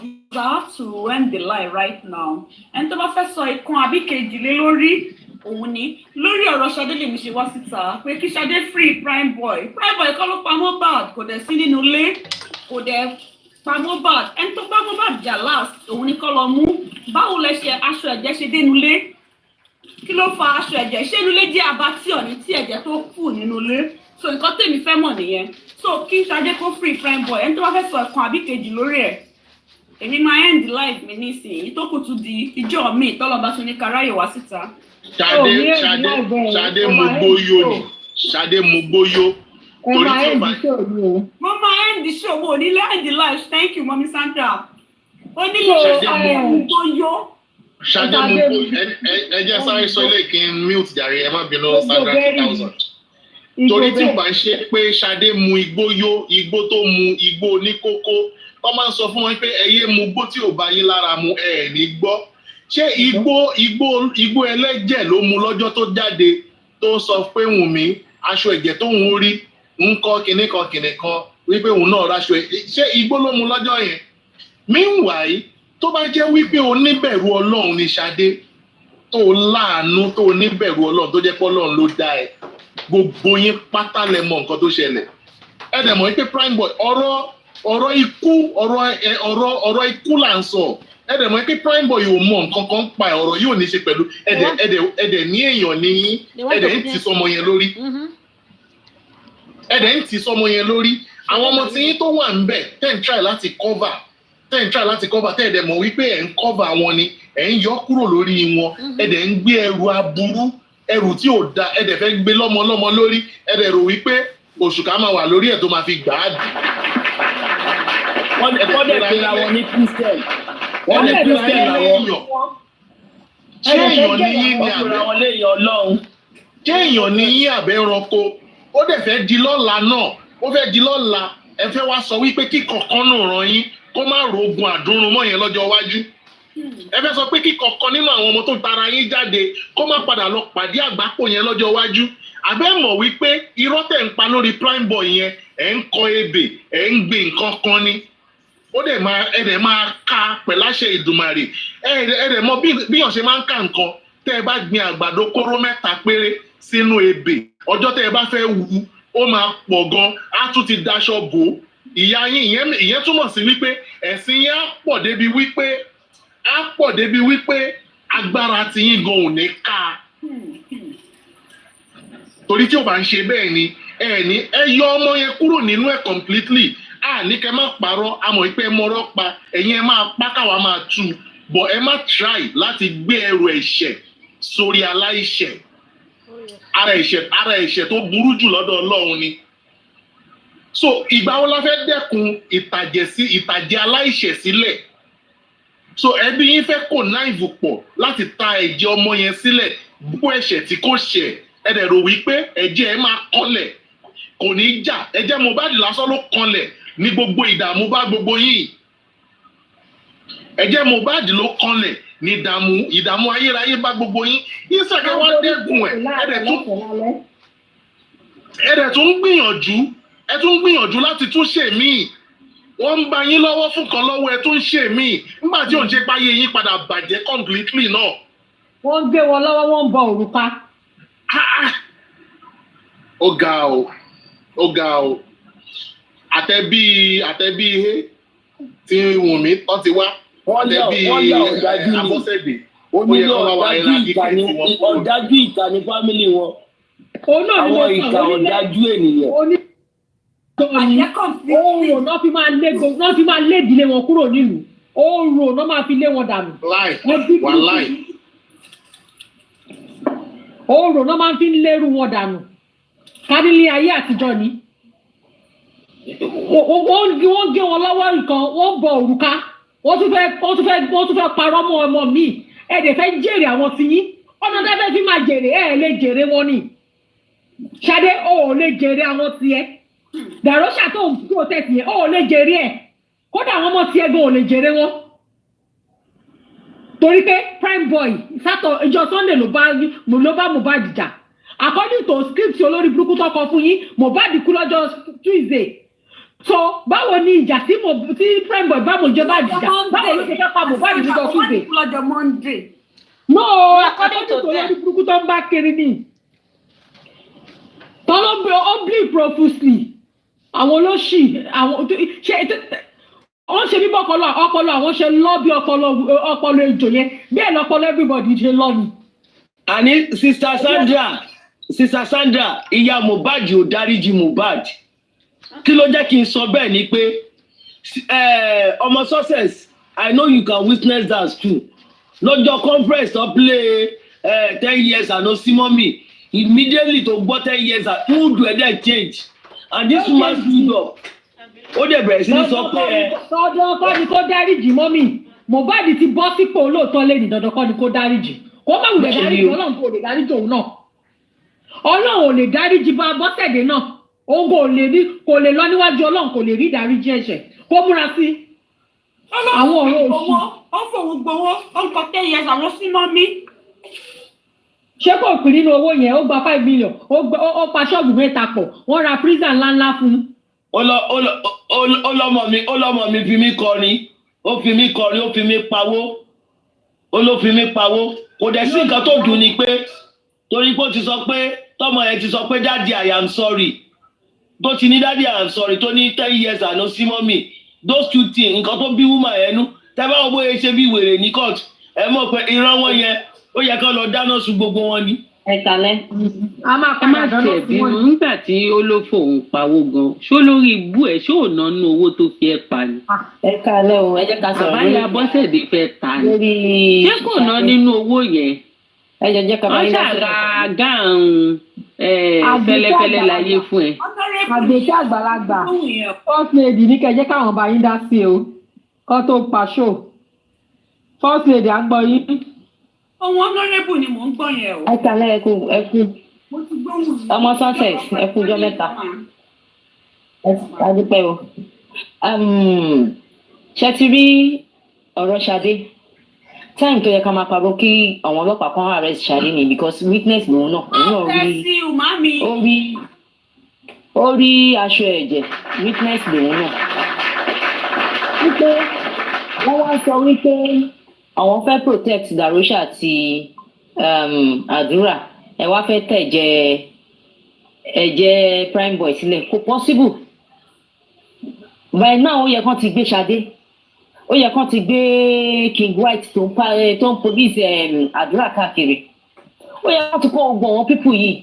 But torí pé àwọn tó wà nídìí ọ̀rọ̀ yìí ẹ jẹ́ ká tẹ̀ fẹ̀ wọn alágbára sílẹ̀ ṣé wọn ọlọ́pàá ò lè ṣiṣẹ́ wọn ni? Why are we paying them salary? Ṣé wọn mọ̀ pé inú tax tí wọ́n yọ lówó wa náà fi ń san salary wọn ni? And if the public said they want something, the police supposed to do it for them. Àwọn là ń san tax jù. Indirectors and directors tá à ń san. Inú ẹ̀ lẹ ti yọgbó fún wọn ọlọ́pàá. Kí ló dé tí wọn ọlọ́pàá ò ṣe lè ṣe kan tá a bá fẹ́ fún wa? Ṣadé bó síta, ó ní pé ó yẹ kí wọ́n ti mú prime boy. Fún kí ni wọ́n máa ṣe mú prime boy? Prime boy, if you have a lawyer, you're supposed to sue Ṣadé. Ó ti ní kíní ni, ó ti ní fídíò kan tó sọ. You sue her direct. Kí ló dé tó ṣe máa pè é crime boy? Ẹ̀yin ẹ̀mọ̀ kan tó pọmọ yín. Ẹ̀yin lè stand against what killed that boy. Kí ló dé tẹ́ fi stand against it? Ìyá Mohbad náà ṣe bí wèrè. Ó ń já wèrè kiri ojú títì. Ṣadé bọ́sítà ó ń tàn tá lọ. Ẹ má jẹ́ ká jẹ́ kí Ṣadé jáde mọ́. Ó tiẹ̀ má jáde mọ́ láti sọ̀rọ̀. Èmi ti wọ́n ẹ̀ lọ́sàn-án yìí. Mo ti wọ́n ẹ̀ lọ́sàn-án yìí pé tó bá tún fi jáde wèrè kan, ọ̀sẹ̀ kan ló máa fi ṣe ṣò fún. Kọ́ má jẹ́ kó jáde mọ́ kíní náà ó bí ìdáhùn bí ìṣubú. Òun àtẹ̀gbẹ́ ìgbọ̀n fún ọ̀sìn rẹ̀. Tí èmi fọdọ́ Ṣadé bá gbé kó tún jáde. Ṣadé wọ́n ṣe ti tiẹ̀. Ṣadé náà bọ́ta òun náà ṣe ti tiẹ̀. What nonsense? A máa lé pa ni, mo ti sọ fún Ṣadé, a máa lé pa lórí social media yìí. Ọ̀sẹ̀ kan ni àgbà ìpè láàárọ̀ àgbà lọ́sàn-án àgbà lálẹ́. Tó bá jí lóru tó lọ tọ̀ tó wọ orí TikTok báyìí pé ní. Wọ́n máa bí ire kó jáde ìgbé ẹ sílẹ̀. Kí ló dé náà? Ẹ̀yin pípù yìí ibi tí dídìrín wọn tí wọ́n ponú dé afọ́fúngbẹ́mu àwọn ìdílé rádaràda àwọn ẹbí kẹ́bí ẹbí tí ò ṣe jírí tí ò ṣe jí kò. Kàrímọ́ bọ́ sórí iṣẹ́ òun sọ fún yín pé ọmọ yín fẹ́ lọ pokùnso ó fẹ́ lọ parẹ̀ ṣé kò sọ fún yín pé àwọn fẹ́ pa indirectly ni. Èèyàn sọ̀rọ̀ bàǹtàbàǹtà bẹ́ẹ̀ yẹn ẹ tètè gbà mọ́ lẹ́nu pé kò gbọ́dọ̀ kú o ọmọ yẹn ò gbọ́dọ̀ kú o ẹ dákẹ́ ẹ̀ ń wò ẹ̀ ń lé prime boy mú kiri ẹ̀yin àrìndì. King White mú ọmọ ó mú káàkiri tí wọ́n bá mọ́mọ́ lọ́mọ tó lọ gbé lọ sí show kan tó lọ da snipers inú omi ọtí fún kọ́. Ẹ jẹ́ kọ́mọ yín nísìmí ẹ jẹ́ kó free ara ẹ jẹ́ kó lè sọ̀rọ̀ ẹ jẹ́ kó lè wòkè. Wọ́n rìndì olè ni wọ́n ní olè olójú kòkòrò ni wọ́n olè wọ́n rìndì wọ́n mọ tó ń ṣe olè olójú kòkòrò alátẹnujẹ. King White náà ó bọ́ star ó náà ń sọ fọ́mọ yẹn kó pe bàbá ẹ̀. Kí ni tiẹ̀ láti máa direct ọmọ yẹn pé kó pe bàbá ẹ̀ ó rántí pé ìjọ́ tẹ́tí pamọ́ bàbá tí ń tẹ̀lé ọmọ yìí kiri tẹ́lẹ̀tẹ́lẹ̀ ń ṣẹlẹ̀ kí n jẹ́ kó sùn ẹjọ́ ń sùn sórí bẹ́ẹ̀dì ẹjọ́ ń jí ni kó má bàa lọ sọ̀rọ̀. Kí ló dé tó ṣe ń tẹ̀lé ọmọ ọlọ́mọ káàkiri ọba ọmọ ọlọ́mọ ni ó jẹ́ ọmọ alọ́ba ni tó jẹ́ ẹbí alọ́ba ni kí ló ń polisi ẹ̀ fún ó rẹ̀ fọmọ ọlọ́mọ lè ṣe bí wọ́n ní OPC ní ẹ́ Gani Adams ó dẹ̀ pé bọ̀bọ́ ẹ̀ kó kúrò lẹ́yìn ẹ̀bí ẹlẹ́bí kó yé dẹ̀bí ẹlẹ́bí rú. Nísìnyí bàbá ní láti jáde lẹ́ẹ̀kan sí kí wọ́n pe Gani Adams ní lórí show ipe kan jọ kan sọ fún pé kó fi ẹbí àwọn sílẹ̀ kó bá wọn fọmọ wọn sílẹ̀ kó má pa ọmọ wọn tọmọ wọn bá kú àwọn apariwo wọn OPC jáde. Ẹ ń ṣòṣì ẹ ń ṣẹran ẹ ń ṣe rádaràda mo mọ̀ wípé tẹ́yìn bá ronú ni tí wọ́n bá ronú tí ìdílé yẹn bá ronú dáadáa wọ́n á mọ̀ pé ìjọ tí wọ́n ti lọ jẹ ẹran tí ò ṣe é jẹ náà wọ́n jẹ ẹran tí gbogbo yín jẹ tẹ́ ẹ̀ lè jẹ tán òun lẹ̀ ń jẹ gbogbo ayé wa ṣe bẹ̀ fún yín sí ẹ̀ lè jẹ tán ọmọ náà tẹ bá pọ̀ òun ẹ̀ lè nísìmí mọ́ nísìnyí ewé ló sí nínú yín àti yoni wig àtẹ̀yìn ìsọ̀ngbẹ́tọ̀ ẹ̀ òpònú wọ́n fọmọ́lẹ̀ fóun ọmọ òfòwò ló fẹ́ rí olóṣì ìrankíran ọmọ òfòwò ló fẹ́ rí ọmọ wo ló ń rí ṣé o lẹ́sẹ̀ òbí mọ fún ẹni ọmọ tó fẹ́ rí ìyá ọmọ pé bàbá ọkọ títì ẹ tó bí ọmọ títì ẹ fún ẹ̀dẹ̀ ìyá ọmọ pé bàbá yẹn ó ní fẹ́ ṣorí burúkú ni kíní kan fẹ́ ṣe kíní kan ni òpònú ayérádà títì ẹ kò yẹ kó ti mọ̀ pé yes ẹ̀yin kọ́ lẹ́ni ọmọ tó ń gbé kiri ó wá bọ́ta ó ní wọ́n fẹ́ pa ayò àdúrà tí àdúrà bá kú bọ́sẹ̀ bí kan bá ṣe àdúrà Kàrímọ́ King White Abọ́sẹ̀dé Fọláṣadé kò ní bàjẹ́ gbà ṣé wọ́n sì ṣe jollof rice fún yín ẹ̀ tí jẹ tán wọ́n á gúnyán sí fún yín àwa wò bó ṣe máa jẹ́ ẹ̀yin ìkà burúkú ẹ fi prime boy lọ́rùn sílẹ̀ kẹ mójútó àwọn ọmọ yín dàróṣà àti àdúrà ẹ wá sọ̀kọ̀ tẹ mọ̀ nípa ikú tó wà nílẹ̀ ẹ̀yin ìkà ẹ̀yin ìrankíran ẹ̀ràn tí ò ṣe jí rí n bá ti rí yín lórí social media máa padà lọ sùn ni ẹ ké mi mute o ẹ má jẹ́ kí Ṣadé jáde mọ́. bẹ́ẹ̀ ni àti Kàrímọ́ gan kéèyàn bá pàdé ìran àwọn Kàrímọ́ tọwọ́ bọ̀dí tí òun dẹ̀ mú ọwọ́ kó kì bọ́ọ̀dì kó dẹ̀ la téèyàn bá pàdé ẹ̀ kéèyàn lọ sùn ní àpòtúrè sí ẹbí àtẹbí ìyàwó àtẹbí ìyá ẹbí kẹbí ẹbí òfò ẹ fi Ṣadé sílẹ̀ mo ti sọ fún lọ́sàn-án yìí wọ́n bá bí i dá it's like she don't know who is helping her to mix it àwọ̀ àfún lórí social media it's like she don't know who is helping her to mix it wọ́n bá bí i dá kó tún jáde ọ̀sẹ̀ kan ló máa fi ṣe ṣòfún a máa ṣépè fún láàárọ̀ a ṣẹ̀ fún lọ́sàn a ṣẹ̀ fún lálẹ́ tó bá tún wá dàgbà jí lójú oorun lóru tó lọ tọ̀ tó tún bọ́ sórí ṣoṣù tó yọjú orí TikTok báyìí èpè ló máa gbà tó bá bí ire kó jáde àwọn olórí burúkú ẹbí òṣì ni wọ́n fún wa. ọlọ́bẹ̀ ṣe alámọ̀lá ṣe èyí tẹ́ fi fẹ́ jẹ́ kò ní bàjẹ́ gbókí gbogbo yín mo sọ pé thank you all God bless you I'm saying bye bye to you guys we shall see next time I love you guys I love you èèyàn kan fẹ́ wọlé lẹ́yìn ìgbà tá à ń ṣe hello ìgbà tí mo ti lọlé wọ́n ń send request bí eléyìí ṣọ́ra fún wa ló jẹ bisikíìtì o èmi ò lóúnjẹ ẹgbẹ́ ìjẹun kò sí bẹ́ẹ̀ bí yẹn ṣe lè máa pa mí tó o. yes ma mọ́mí àti bá ọ̀rẹ́ ti sá lọ bọ̀ ọ́ yes mọ́mí Edélúwa ọmọ Bọ́lá lémi ọ̀wọ́n. ọmọ success mo ṣe fẹ́ wojú ọmọ success ohun yẹn ni máa ń gbọ́ all the time. So I want to look at the face like now. That's good. Well, you said so.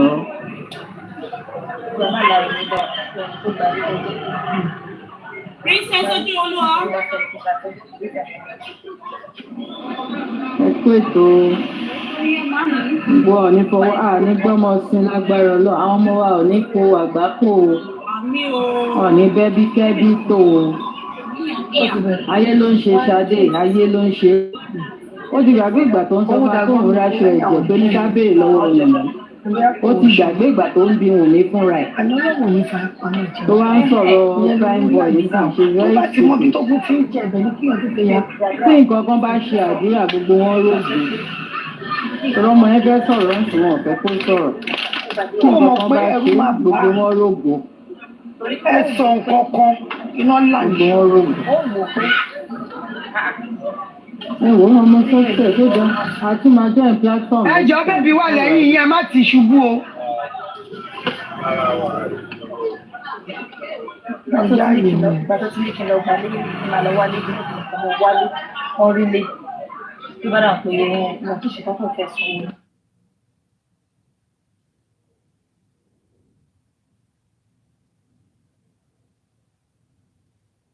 4 hours.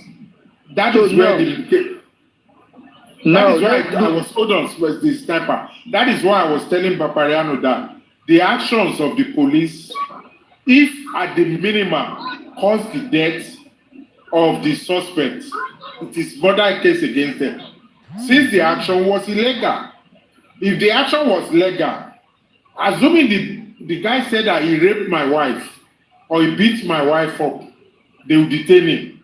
But the action was illegal. The police don't have the right. Supreme Court have said it. Police don't have the right to ask or detain anybody or even discuss business issues. And all the IGs, as they come in, they bring their oaths to the law of the Federation. And the law of the Federation, according to the Supreme Court, is proceeding coin when it comes to money issue. It is civil. So you detain somebody on civil case, you now rob him. As far as I'm concerned, they rob him of his money and of his life until they can prove otherwise.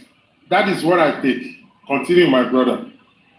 Okay, the next part of my question will be, now what happens when a person tells the police, okay, Omodei, Ojin Kolomi, Ebami torture, and the person, Olomajo Tenewa Kusi, or Don Lopa, don't forget there is somebody that told the police to me torture this person. Who takes the blame? Is it the police or the person that told them to do above? I'm surprised the guy who told them to arrest him or who lodged the complaint is not in custody. He should be in custody. The police officers that took the case, the IPO, should be in custody.